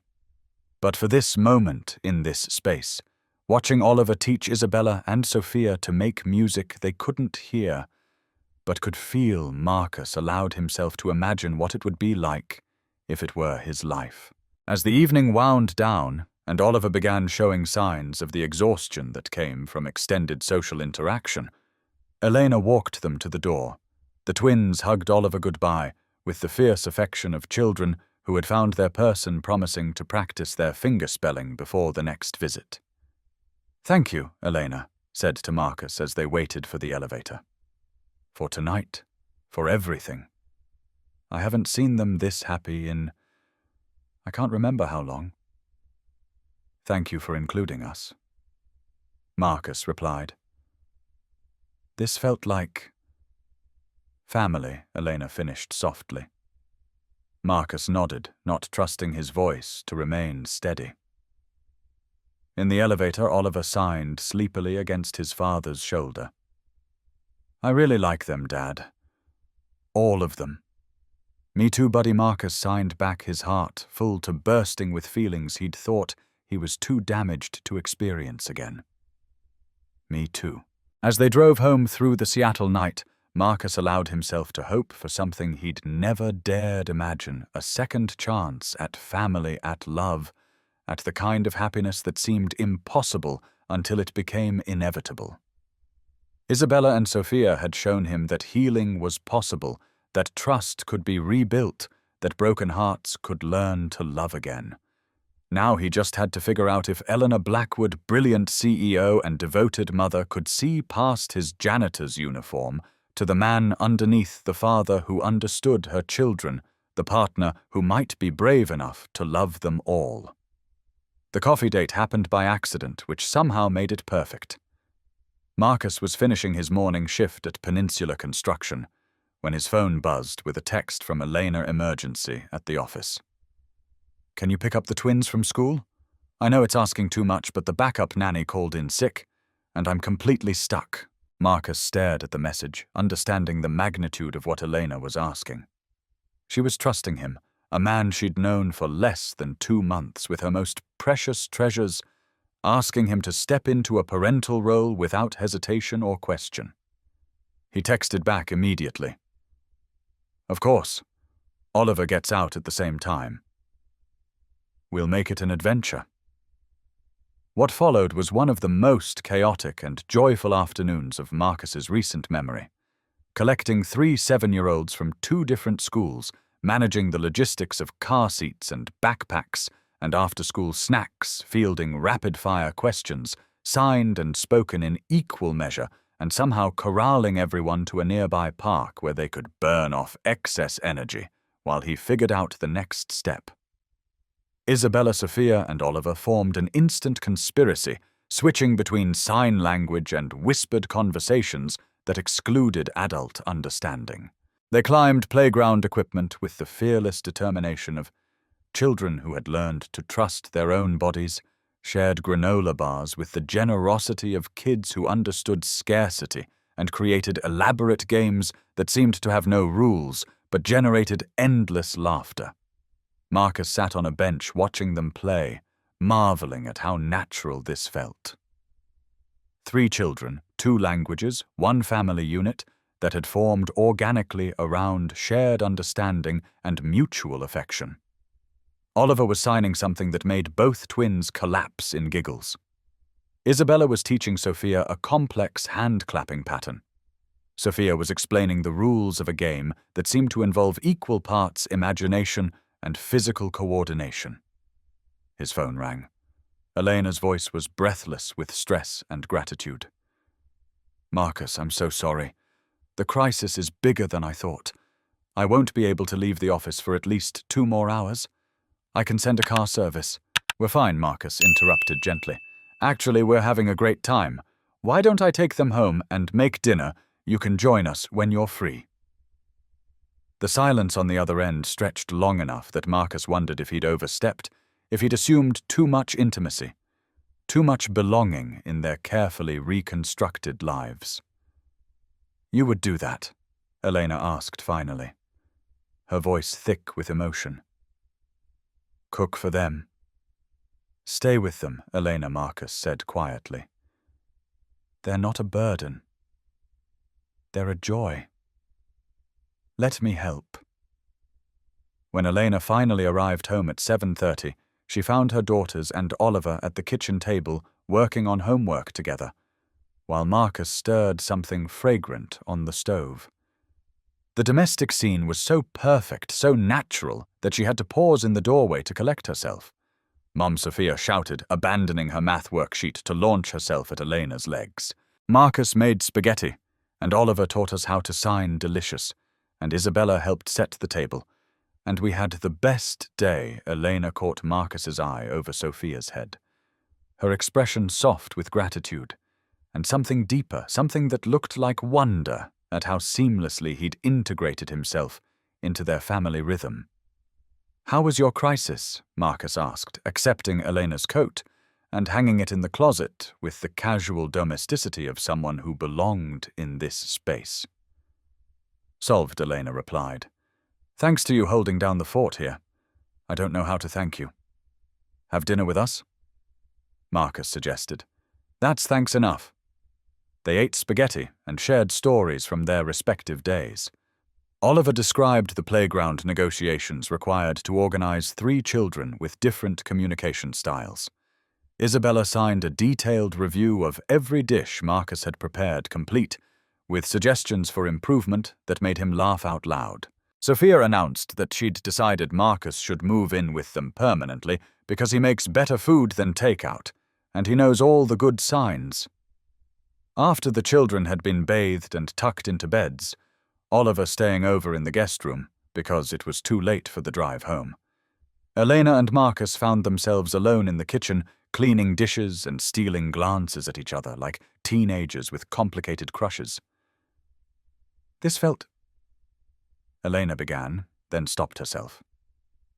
Natural, Marcus finished. "It felt natural. Terrifyingly natural." Elena agreed. "Like we've been doing this for years instead of weeks." Marcus dried the last glass and set it carefully in the cabinet. "Elena, can I ask you something?" "Anything. Would you like to get coffee with me?" "Just us, I mean." "Adults only.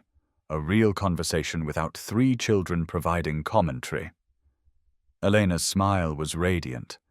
"I thought you'd never ask." Their first official date was a small cafe in Pike Place Market on a Saturday morning, while Oliver stayed with Isabella and Sophia for what had become their weekly Kids' Choice breakfast, usually involving pancakes shaped like animals and enough syrup to power a small city. Without children to translate between them, Marcus and Elena discovered they had more in common than their shared commitment to the twins' welfare. Elena talked about the pressure of running a company founded by her late father, the weight of living up to a legacy while forging her own path. Marcus shared stories from his nursing career, the satisfaction of healing and the devastation of losing patients, the way working with sick children had taught him that strength often looked like vulnerability. "I keep waiting for the other shoe to drop," Elena confessed over her third cup of coffee. "For you to realize that dating a CEO with traumatized children is more complicated than you bargained for. I keep waiting for you to realize that a janitor who lives in a 2-bedroom apartment might not be what you had in mind for your next relationship," Marcus countered. They looked at each other across the small table, both recognizing the fear behind the humor, both understanding that their worlds were different in ways that could matter if they let them. "What do you see when you look at me?" Elena asked quietly. Marcus considered the question seriously. "I see someone who learned sign language in 2 weeks because her children needed her to. Someone who sits on daycare floors in $1,000 dresses because that's where the important conversations happen. Someone who trusted a stranger with her most precious treasures because love matters more than protocol." Elena felt tears prick her eyes. "What do you see when you look at you?" "Lately." Marcus smiled. "I see someone who learned to be patient again. Someone who remembers that healing is possible, that families can be rebuilt, that second chances are real if you're brave enough to take them." Their second date was lunch at a park while the children played nearby, Oliver pushing Isabella and Sophia on swings while they shrieked with laughter and signed rapid commentary on the experience of flying through air. Elena and Marcus sat on a bench holding hands for the first time, watching their children create joy out of simple pleasures. "They're good for each other," Elena observed. "We're good for each other," Marcus replied, then looked surprised by his own boldness. Elena squeezed his hand. "We are." The third date was dinner at a restaurant that offered something revolutionary, a kids' menu in both English and ASL, with servers who could communicate with deaf and hard-of-hearing families. Oliver's face lit up when their waiter signed the evening specials, while Isabella and Sophia stared in amazement at meeting another adult who spoke their language fluently. "How did you find this place?" Elena asked Marcus, as they watched their children order for themselves with obvious pride. "Oliver's been asking to eat here for months," Marcus admitted. "I've been saving up." Elena felt something crack open in her chest, understanding with sudden clarity how much this simple dinner cost in Marcus's budget, how deliberately he'd chosen this place to make their family feel included and seen and valued. "Marcus," she said quietly, "I need you to know something. When I look at you, I don't see a janitor. I don't see someone who earns less money or lives in a smaller space. I see someone who sees my children as worthy of patience. Someone who shows up consistently, who keeps promises, who makes us all better versions of ourselves." Marcus felt his throat tighten. "Elena, I see someone I'm falling in love with." Elena continued, her voice steady, despite the magnitude of what she was confessing. "All of you. Your kindnesses, your wisdom, your beautiful son who taught my daughters that different doesn't mean less." Marcus looked at this extraordinary woman sitting across from him. This brilliant, powerful, impossibly generous human who was offering him everything he'd thought he was too broken to deserve. "I'm falling in love with you too," he said simply. "All of you. Your courage, your dedication, your incredible daughters who taught me that healing is always possible." Across the restaurant, 3 children shared dessert and signed elaborate plans for their next adventure together, oblivious to the fact that their parents had just decided to build something permanent from the temporary magic they'd stumbled into. Love, Marcus thought as he watched Elena laugh at something Sophia was signing, didn't always look like what you expected. Sometimes it looked like sign language lessons and wooden carvings and family dinners around kitchen tables. Sometimes it looked like trusting strangers with your most precious treasures and discovering they'd been worthy of that trust all along. Sometimes love looked like choosing each other every single day and calling it family. The crisis arrived on a Tuesday morning in January, delivered via registered mail to Marcus's apartment, and a formal summons to Elena's office, as corporate catastrophes usually did, with lawyers' policies and the cold efficiency of institutional disapproval. Mr. Chen, Elena's assistant, had called at 7:30 a.m., her voice carefully neutral in the way that meant trouble was brewing. "Miss Blackwood needs to see you in her office immediately. It's urgent." Marcus arrived at Blackwood Industries still wearing his construction clothes dust from the morning's drywall work coating his hands and boots. The elevator ride to the 47th floor felt longer than usual, weighted with the kind of dread that comes from knowing something beautiful is about to be threatened by people who understand policies better than they understand hearts. Elena's office was crowded with the kind of men who wore expensive suits like armor and carried briefcases full of regulations and corporate liability concerns. The head of human resources, a woman named Patricia Stern, whose smile never reached her eyes. 2 lawyers from the company's legal department, and Elena, sitting behind her desk with the kind of controlled fury that made her dangerous in boardrooms but heartbreaking in personal conversations. Marcus Eleanor said quietly, "We need to talk." What followed was a 45-minute dissection of every policy Marcus had supposedly violated in the past 3 months. Unauthorized access to executive facilities after hours, inappropriate personal relationships with the CEO's family, failure to maintain professional boundaries with company clients.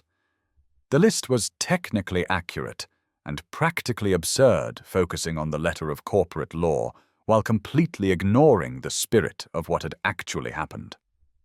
Mr. Chen, Patricia Stern said, with the tone of someone delivering a terminal diagnosis, "The board has concerns about the irregularities in your employment situation. Your job description doesn't include childcare or personal relationships with executive families." "He wasn't providing childcare," Elena interrupted, her voice sharp with protective anger. "He was providing something none of your approved specialists could manage: actual communication with my daughters." "That's precisely the problem," one of the lawyers interjected. "Mr. Chen isn't licensed for therapeutic intervention with children. The company's insurance doesn't cover unauthorized treatment protocols. If something had gone wrong—" "Nothing went wrong," Elena said firmly. "Everything went right. For the first time in over a year, my daughters are happy, healthy, and communicating freely. They have friends' confidence and hope for their future." Exactly what outcome was the company hoping for? Marcus sat quietly through the corporate parsing of his relationship with the Blackwood family, understanding with growing clarity that this wasn't really about policy violations or insurance liability. This was about power control and the deep institutional discomfort with relationships that crossed prescribed boundaries of class, occupation, and social hierarchy. "The solution is simple," Patricia continued. "Mr. Chen will be transferred to a different building in our portfolio. The Rainier Tower downtown needs overnight maintenance staff. Same pay, same hours, minimal disruption to his employment." "Minimal disruption." Elena stood up, her corporate mask finally slipping to reveal the fury underneath. "You're talking about separating my daughters from someone they trust, someone who helped them heal, someone who's become family." Ms. Blackwood, the senior lawyer, said with patronizing patience, "Surely you understand the importance of maintaining professional boundaries. Mr. Chen is an employee. Your daughters are your personal matter. The two shouldn't intersect." Marcus finally spoke, his voice quiet but steady. "May I say something?" The room fell silent, all eyes turning to the man they'd been discussing, like he wasn't present, like his thoughts and feelings were irrelevant to decisions about his own life. 3 months ago, Isabella and Sophia Blackwood were 2 frightened children who had stopped believing adults could be trusted. Tonight, they're confident, joyful kids who know they're loved exactly as they are. That transformation didn't happen because of policies or professional boundaries. It happened because someone saw them as worthy of patience, understanding, and accommodation. Marcus looked directly at Elena, speaking to her instead of the lawyers and administrators who were trying to manage their lives with spreadsheets and regulations. If my employment here is causing problems, I'll resign. But I won't disappear from Isabella and Sophia's lives just because it makes corporate lawyers more comfortable. Those children have been abandoned enough. Patricia Stern's expression hardened. Mr. Chen, that sounds dangerously close to a threat. It's not a threat, Marcus replied calmly. It's a statement of priorities. I choose those children's welfare over corporate convenience. Every single time. The meeting ended with Marcus officially transferred to Rainier Tower effective immediately. The lawyers filed out with satisfied expressions, having successfully contained what they saw as a public relations liability. Patricia Stern reminded Elena that the company's reputation depended on maintaining appropriate professional standards. Elena waited until they were alone before speaking, her voice thick with fury and heartbreak. I'm going to fight this. The board works for me, not the other way around. I'll overturn their decision, Elena, Marcus said gently. Don't sacrifice your company for this. Isabella and Sophia need their mother to be successful, stable, secure. I'll find another way to stay in their lives. Our lives, Elena corrected fiercely. You're part of our family now, Marcus. I'm not letting bureaucrats destroy that. But the damage was already done. That evening, when Marcus failed to appear for their usual daycare session, Isabella and Sophia knew immediately that something was wrong. Oliver signed rapid questions about his father's whereabouts, while the twins sat in their familiar corner, their faces already beginning to rebuild the protective walls they'd only recently learned to lower. When Elena arrived to explain the situation, she found all three children huddled together in the kind of defensive formation that came from too much experience with adult disappointment. Where's Marcus? Isabella signed? Her small hands moving with the sharp precision that meant she was fighting tears. Is he coming back? Sophia whispered, her voice barely audible. Elena knelt on the daycare floor, gathering her daughters into her arms, while Oliver watched with the solemn understanding of a child who'd learned that important adults sometimes disappeared without warning. He didn't choose to leave, Elena said carefully, signing as she spoke. Some people at my company made rules that say he can't work here anymore. Because of us? Sophia asked, and the guilt in her voice nearly shattered Elena's composure.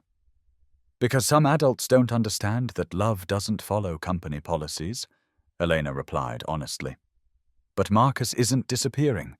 He promised he would never abandon you, and he keeps his promises. Isabella's face crumpled with the weight of too many broken promises from too many adults who'd claimed to care about her welfare. Daddy said he wouldn't leave either. Elena felt something fierce and protective rise in her chest. Fury at David's abandonment mixing with determination to protect her daughters from further trauma. Marcus is not your father. Marcus shows up when he says he will. Marcus loves you for exactly who you are. But he can't come here anymore, Sophia said with devastating clarity. No, Elena admitted, but we can go to him.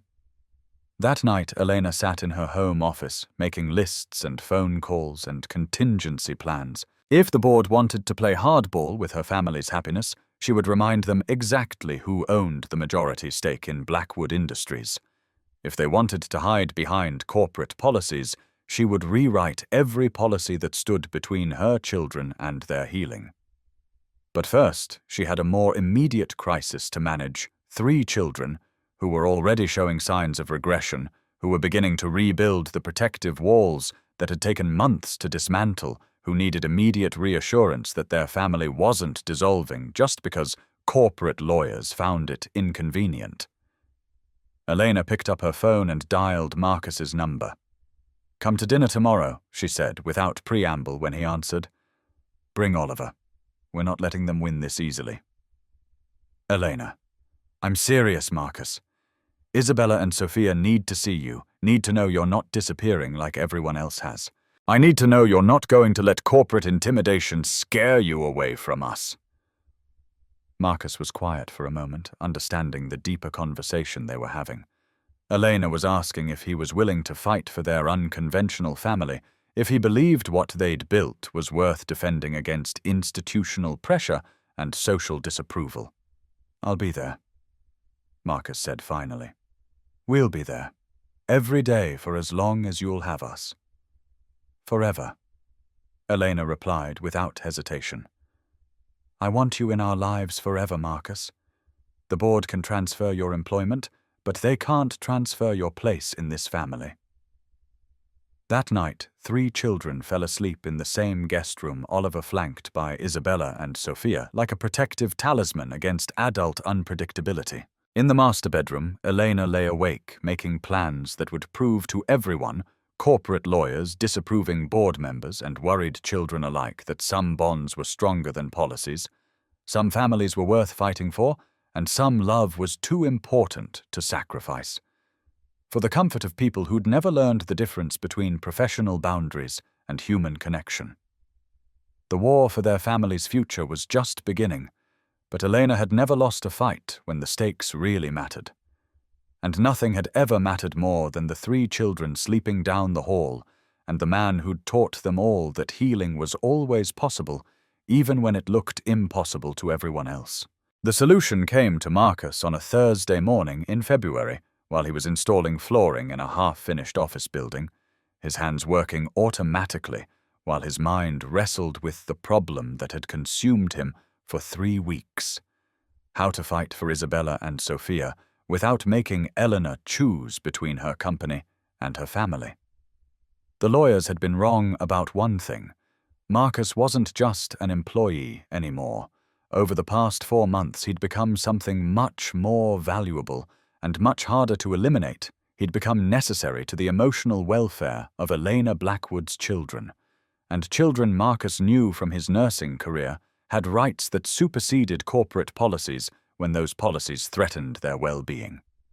That evening, instead of going home to his empty apartment while Oliver stayed with the Blackwoods for their nightly family dinner, Marcus drove to the office of Dr. Sarah Mitchell, the family therapist who'd been working with Isabella and Sophia since before their selective mutism began. Mr. Chen, Dr. Mitchell said, settling into her chair with the expression of someone who'd been expecting this conversation. I was wondering when you'd come to see me. You know why I'm here? Elena brought the girls in last week. Dr. Mitchell replied. They're showing signs of regression since your forced separation from their daily routine. Nothing catastrophic but concerning enough that I recommended immediate intervention. Marcus felt his heart sink. How bad is it? They're not shutting down completely, Dr. Mitchell assured him. The progress you helped them make is holding, but they're definitely more anxious, more withdrawn. Sophia's stopped using her voice again, except with Elena and Oliver. Isabella's having nightmares about people disappearing. The guilt hit Marcus like a physical blow. This is my fault. I should have been more careful about company policies. Mr. Chen, Dr. Mitchell interrupted gently. You did nothing wrong. You provided exactly what those children needed, consistent, patient, non-demanding adult attention from someone who saw them as whole people rather than problems to be solved. The fact that corporate lawyers find emotional healing inconvenient doesn't make it less necessary. Marcus looked up, hope flickering in his chest. Are you saying? I'm saying that in my professional opinion, continued contact with you is essential to Isabella and Sophia's psychological well-being, Dr. Mitchell said firmly. I'm also saying that I've already written a detailed letter to Blackwood Industries' legal department explaining exactly why forcing you out of their lives constitutes a threat to their mental health. Marcus stared at her. You would do that. I already did that. Dr. Mitchell smiled. Professional recommendation from a licensed child psychologist carries significant weight in custody and welfare disputes.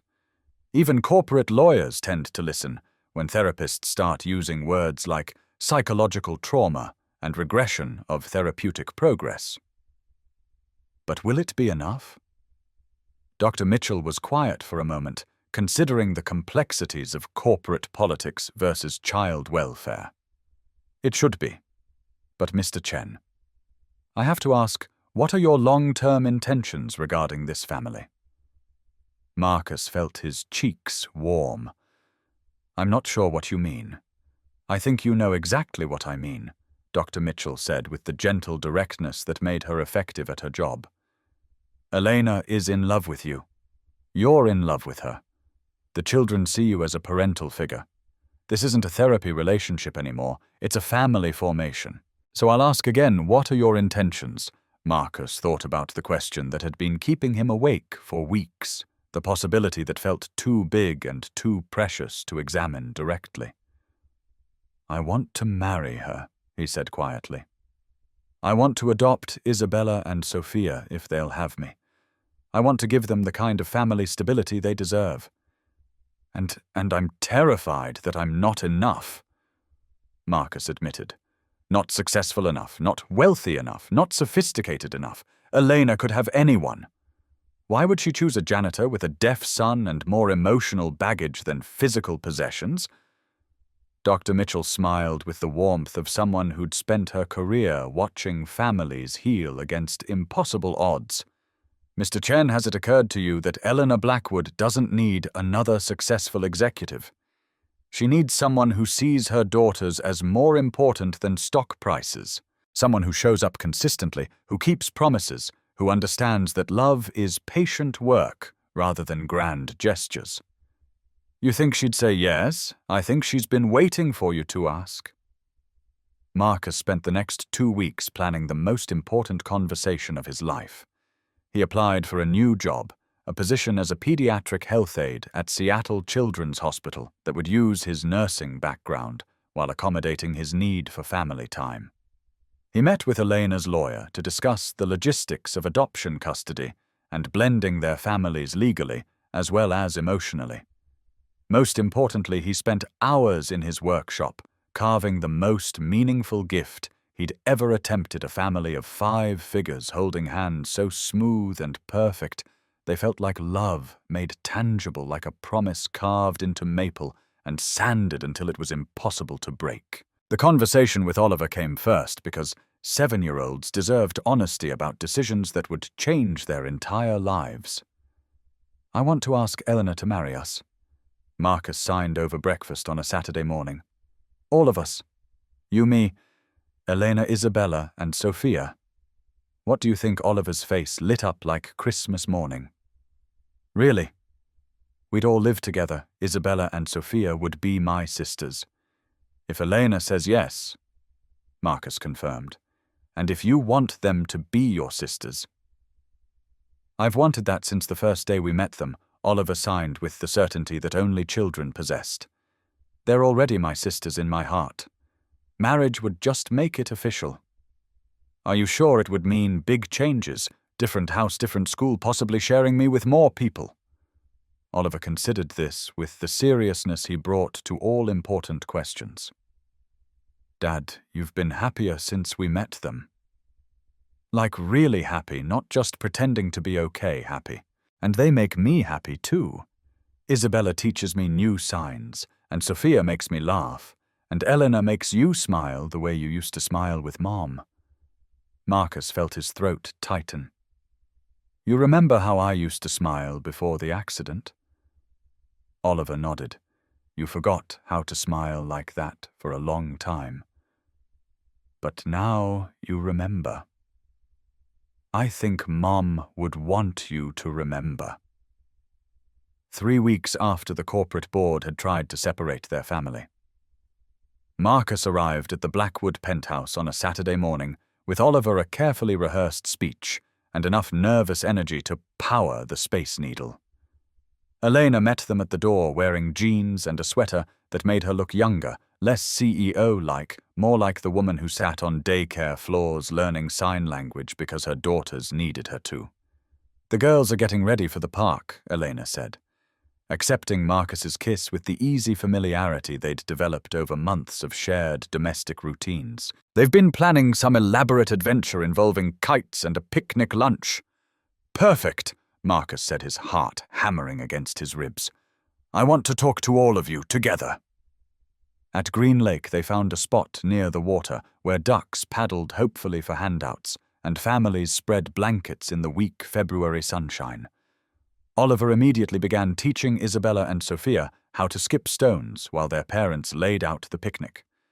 Elena had prepared sandwiches, fruit cookies, and thermoses of hot chocolate that steamed in the cool air.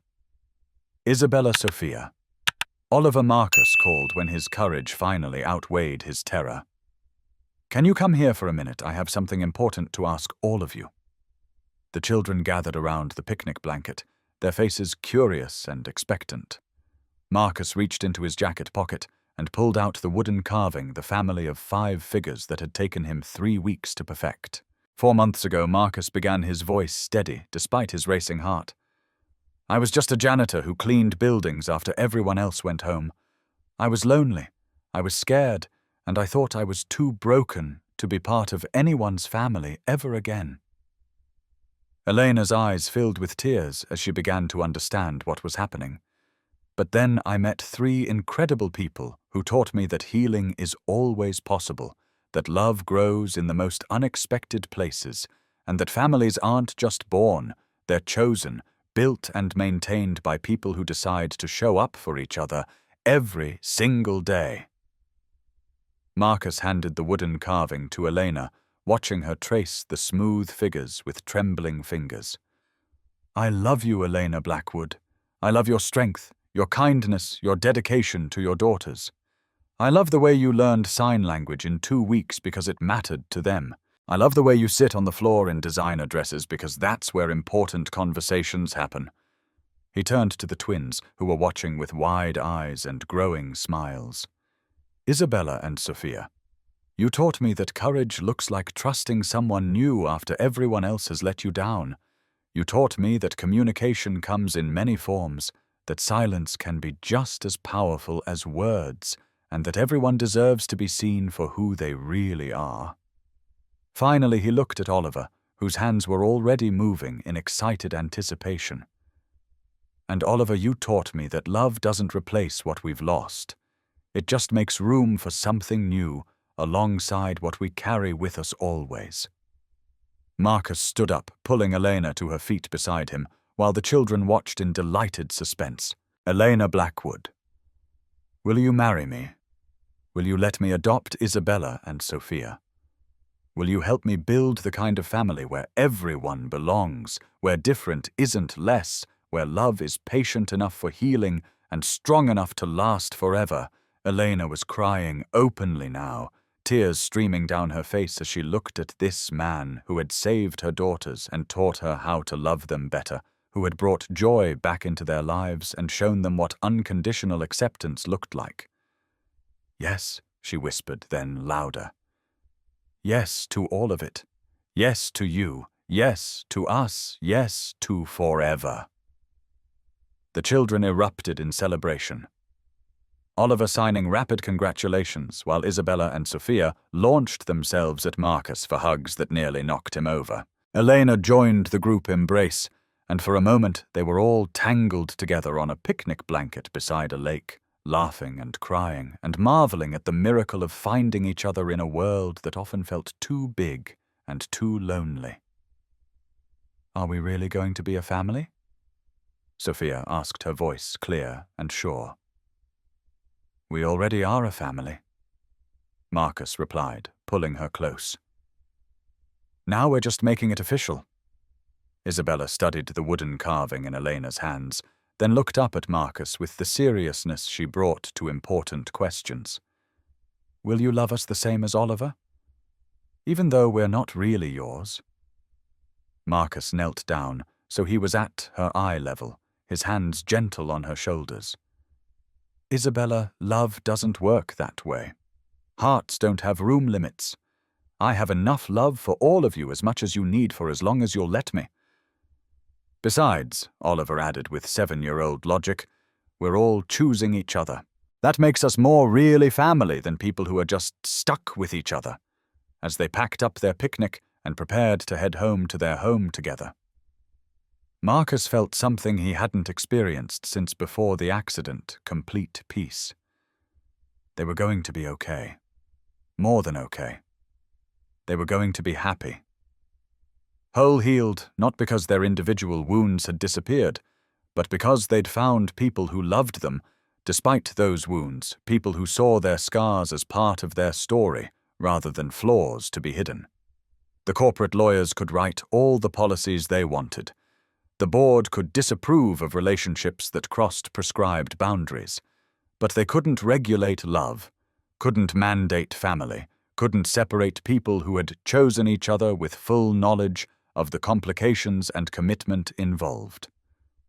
Marcus Chen was no longer just a janitor. He was a father, a partner, a man who had learned that second chances were real if you were brave enough to reach for them.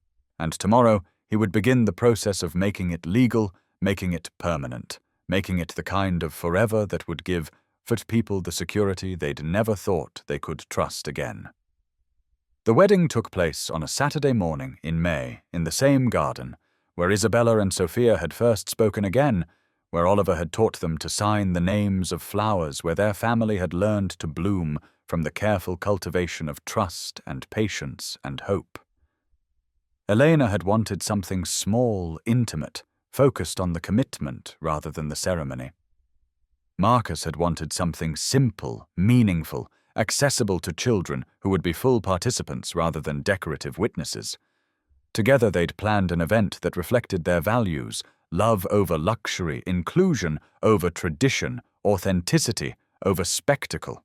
Isabella and Sophia wore matching flower crowns. They'd made themselves bright yellow daisies and purple violets woven with ribbons that trailed behind them like wishes made visible. Oliver wore his first suit, navy blue, with a tie he'd insisted on learning to knot himself, because grown-up ceremonies require grown-up clothes. Elena had chosen a simple cream dress that moved beautifully when she signed, while Marcus wore a charcoal suit that made him look distinguished and nervous in equal measure. The guest list was deliberately small. Dr. Mitchell, who had become more friend than therapist. Marcus's construction crew men who had learned basic sign language so they could include Oliver in their conversations. Elena's assistant and a few trusted colleagues who understood that love mattered more than corporate hierarchy. And Mrs. Patterson, the elderly neighbor who had been secretly leaving cookies on Marcus and Oliver's doorstep for 2 years because she believed single fathers needed extra sweetness in their lives. The officiant was Judge Rebecca Torres, a family court magistrate who specialized in adoption cases and had personally expedited the legal paperwork that would make Isabella and Sophia officially Marcus's daughters. She understood the significance of this ceremony, beyond the typical marriage vows.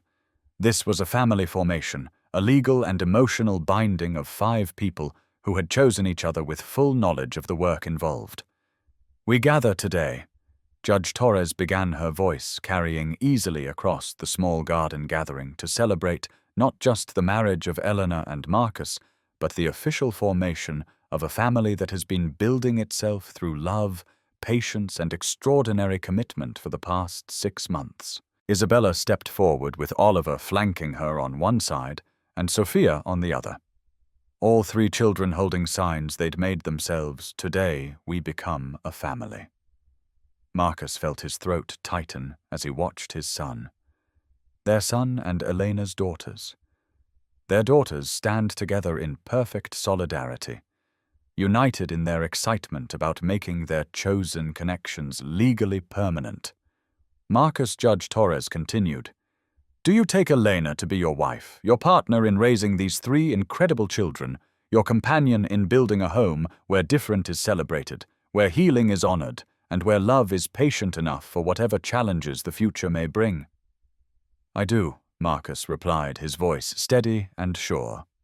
"I choose Elena. I choose this family. I choose to show up every single day for as long as they'll have me." Elena, the judge, turned to face the bride. "Do you take Marcus to be your husband, your partner in loving these children who have already claimed him as family, your companion in creating a life where everyone belongs exactly as they are?" I do, Elena said, tears streaming down her face as she looked at the man who had saved her daughters and taught her how to love them better. I choose Marcus. I choose this family. I choose to build something beautiful from all our broken pieces. Oliver stepped forward with the rings, a small velvet pillow, balanced carefully in his hands. As Elena and Marcus exchanged simple gold bands, their 3 children watched with the kind of intense focus that meant they understood they were witnessing something that would anchor their lives from this moment forward. Isabella Sophia and Oliver Judge Torres addressed the children directly today. Your parents are making promises to each other, but those promises include you. You are not just witnesses to this marriage, you are full participants in this family. Do you choose to love and support each other as siblings? Do you promise to help your parents build a home where everyone feels safe, valued, and heard? All 3 children nodded solemnly. Then Oliver signed for himself and translated for his new sisters. We promise to choose each other every day. We promise to be kind, patient, and brave together. The kiss was gentle, joyful, witnessed by children who cheered and adults who cried happy tears.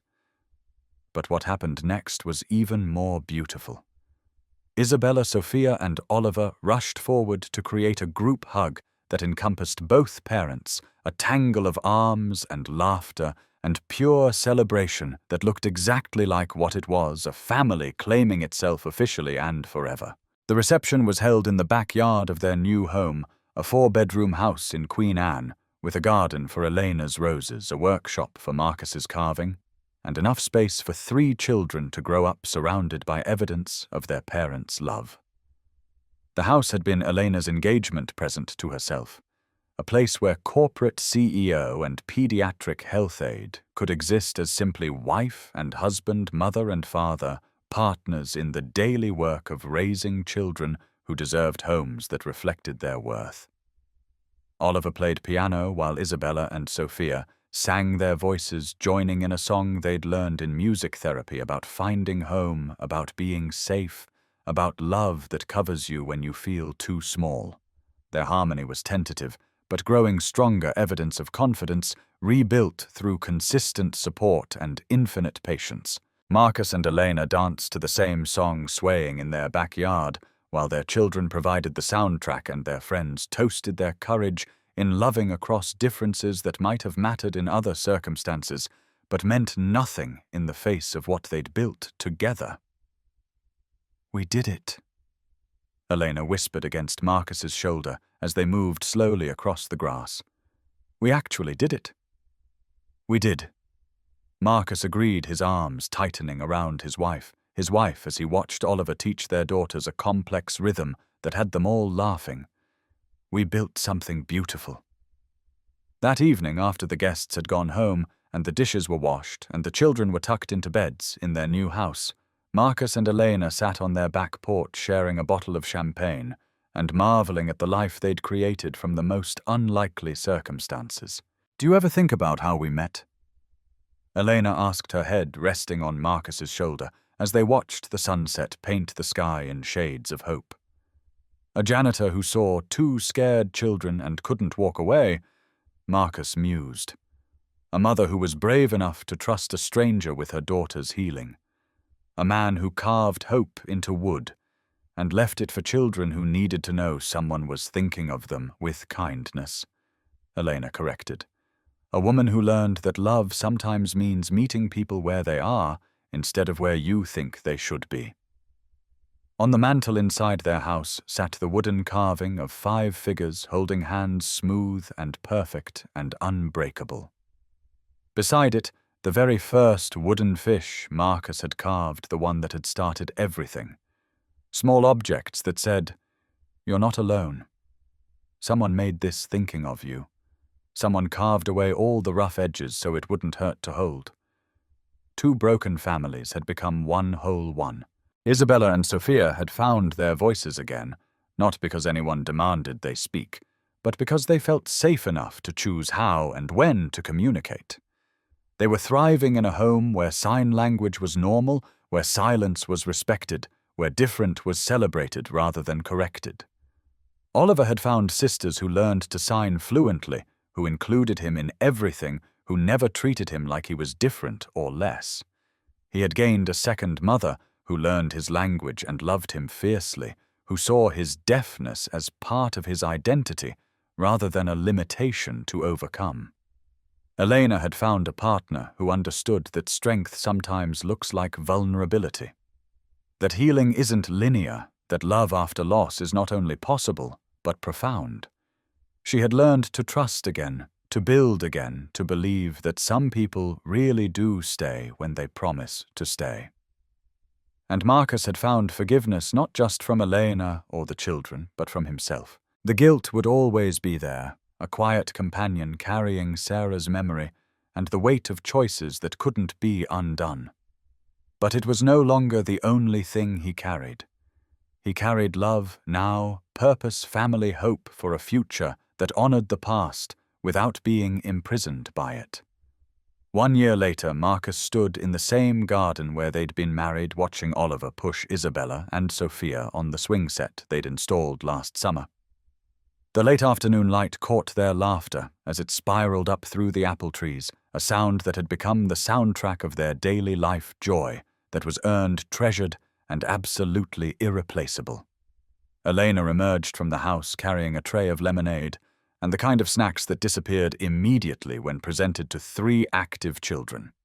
She wore jeans and a paint-stained t-shirt because Saturdays were for home projects and family time, not corporate image management. "How was your first week at the new job?" she asked, settling beside Marcus on the porch steps as they watched their children negotiate the complicated logistics of sharing playground equipment. Marcus smiled, still amazed by the turn his life had taken. 6 months ago, Seattle Children's Hospital had offered him a position as a pediatric family liaison, working with parents whose children were facing long-term medical challenges. It was a role that used his nursing background, his understanding of childhood trauma, and his experience supporting families through impossible circumstances. It was work that mattered, work that healed work, that paid enough for him to contribute meaningfully to their family's financial stability. Overwhelming, Marcus admitted. Amazing. Exactly what I didn't know I was looking for. Regrets about leaving construction? None. Marcus said firmly. Well, except that I miss the guys. They're planning to visit next month to see how fancy Marcus is adjusting to his new life. Elena laughed, remembering the construction crew who had attended their wedding in work boots and ties, who had learned basic sign language so they could communicate with Oliver, who had treated Marcus's career change like a promotion rather than a departure from their blue-collar brotherhood. Speaking of adjustments, Elena said carefully, I have some news. Marcus turned to study her expression, noting the carefully contained excitement that meant something big was brewing in Elena's brilliant mind. Good news, or we need to have a serious conversation. News board meeting results came in today, Elena said, her smile growing wider. The new family support policies passed unanimously. Paid family leave expanded to 12 weeks. On-site childcare extended to include children with special needs and communication differences. Mandatory sensitivity training for all management staff regarding inclusion and accessibility. Marcus stared at her. You completely revolutionized corporate family policy because of what happened to us. I revolutionized corporate family policy because families like ours shouldn't have to fight for basic recognition and support. Elena corrected. What happened to us was wrong. I made sure it can't happen to anyone else. Marcus felt his chest fill with pride and love and amazement at this woman who had turned their personal struggle into institutional change that would benefit countless other families facing similar challenges. There's more, Elena continued, her expression growing even more excited. The board approved funding for a new initiative, workplace integration support for employees' family members with disabilities or communication differences. It's a pilot program, but if it works, it could change how companies think about accommodation and inclusion. Elena, Marcus said quietly. You didn't have to do all that. Yes, I did, Elena replied fiercely. No other family should have to choose between corporate policies and their children's well-being. No other parent should have to fight lawyers and HR departments to protect relationships that are healing their children. Across the garden, Oliver was teaching the twins a new song he'd learned at school, their hands flying in musical interpretation that transformed sound into movement, language into art. Isabella was laughing at something Sophia had signed while Sophia was trying to remember the correct finger spelling for butterfly. They're remarkable, Elena said softly, following Marcus's gaze to their children. All three of them. Happy, confident, completely secure in knowing they're loved exactly as they are. They are, Marcus agreed. We all are. Elena took his hand, their fingers intertwining with the easy familiarity of a year of marriage, a year of learning each other's rhythms, a year of building something sustainable from the intense emotion that had brought them together. Do you ever wonder what would have happened if you hadn't stopped that night? Elena asked. If you'd just kept walking past the daycare instead of intervening. Marcus considered the question, thinking about all the moments of choice that had led them here, choosing to see rather than ignore, choosing to act rather than walk away, choosing to trust rather than protect themselves from potential disappointment. I think about it sometimes, Marcus said honestly. But then I watch Oliver teaching Isabella and Sophia how to sign I love you in the special way he invented just for them. And I realize we were always supposed to find each other. Maybe not that specific night, maybe not in that specific way, but somehow, somewhere, we were always meant to be a family. Destiny? Elena asked with gentle teasing. Choice, Marcus corrected. Over and over again, every single day, choosing to show up for each other. That evening, after baths and bedtime stories and the elaborate ritual of tucking three children into their respective beds, Marcus and Elena sat in their living room, sharing the kind of comfortable silence that came from people who no longer needed to fill every moment with conversation.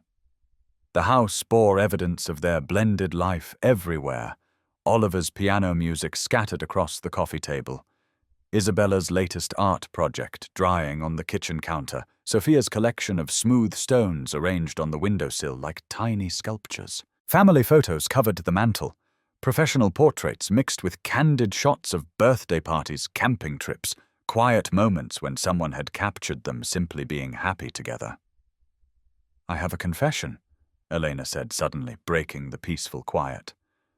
Marcus looked up from the book he'd been reading. Should I be worried? I used to think happiness was something you achieved. Elena continued thoughtfully. Like a goal you worked toward a destination you reached through effort and planning and strategic decision-making.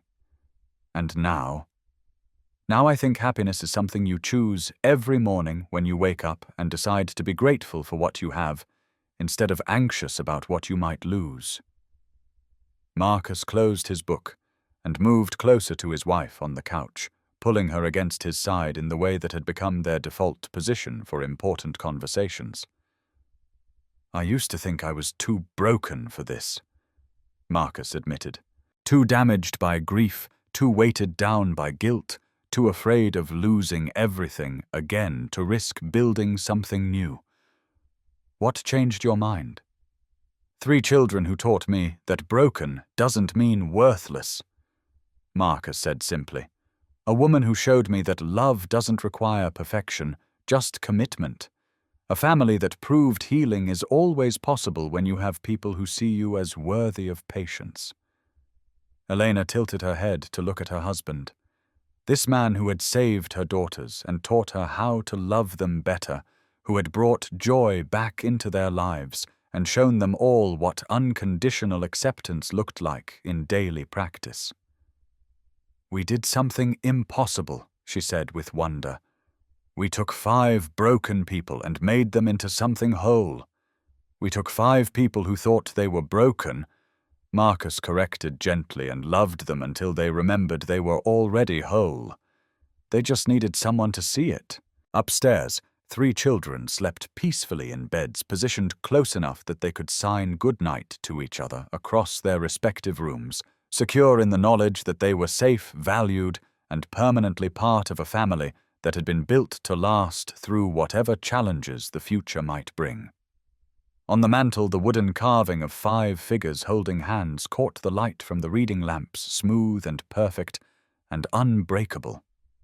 Beside it sat newer additions to their family gallery. Oliver's school photo showing him grinning with confidence. Isabella and Sophia's artwork featuring elaborate drawings of their forever family, and a small wooden heart Marcus had carved on their first anniversary, inscribed with words that had become their family motto. Different is beautiful. Love is patient. We choose each other. Sometimes healing doesn't come from therapy or medicine or grand gestures. Sometimes it comes from something small and smooth that fits in your palm and reminds you that you deserve softness, patience, something carved with care just for you. Sometimes it comes from someone who sees your silence, not as something to fix, but as something to honor.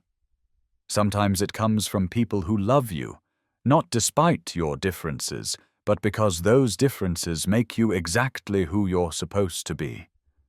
Marcus Chen had stopped for 2 frightened children on a November night, thinking he might offer them a moment of kindness in a world that had been too harsh. He had no way of knowing he was actually rescuing himself, building a family, creating a love story that would prove healing is always possible when you find people brave enough to see past the surface damage to the beautiful, worthy, completely lovable humans underneath. Elena Blackwood had learned that some of life's most precious gifts come disguised as inconvenience, that policy manuals can't regulate love, and that sometimes the person who saves your children is the same person who teaches you how to save yourself. And Isabella, Sophia, and Oliver had learned the most important lesson of all, that families aren't just born, they're chosen, built, and maintained by people who decide to show up for each other every single day, especially when it's difficult, especially when it requires patience, especially when the love you're building doesn't look like anything the world expects, but feels like everything you've ever needed. 5 years later, Marcus would carve a 6th figure for their family sculpture when Elena gave birth to twins who would grow up bilingual in sign language and spoken English, who would never know a world where different was less than who would be raised by parents, who understood that love is not a limited resource, but an expanding universe that makes room for everyone willing to choose kindness over convenience. But that night in their living room, filled with evidence of the impossible family they'd built from broken pieces, Marcus and Elena simply held each other and marveled at the miracle of finding home in the most unexpected places with the most unlikely people, through the most beautiful kind of love, the kind that sees you exactly as you are and chooses to stay anyway. Friends, if this story touched your heart the way it touched mine, if it reminded you that broken doesn't mean beyond repair, that sometimes the quietest voices carry the most important messages, and that family isn't always about blood. Sometimes it's about choice, about showing up, about loving fiercely even when you're afraid. Please don't just watch and walk away. Hit that subscribe button and join our channel for more stories that restore your faith in humanity. Share this story with someone who needs to remember that everyone deserves to be seen, not their struggles, just them. Give this video a thumbs up if it moved you, because your engagement helps us reach more people who need to hear these messages of hope and healing. Because sometimes saving someone else is exactly how you save yourself. Thanks for watching. And remember, sometimes the most powerful healing happens in silence. Sometimes love speaks fluent sign language, and sometimes the most beautiful families are the ones we choose to build from the pieces of our broken hearts. You're never truly alone when you have the courage to reach for connection, even when it looks different than anything you've ever imagined. Until next time, Keep believing in second chances. Keep choosing kindness over convenience, and keep remembering that every person you meet is fighting a battle you know nothing about. A simple act of patience, understanding, or love might be exactly what they need to find their way back to hope.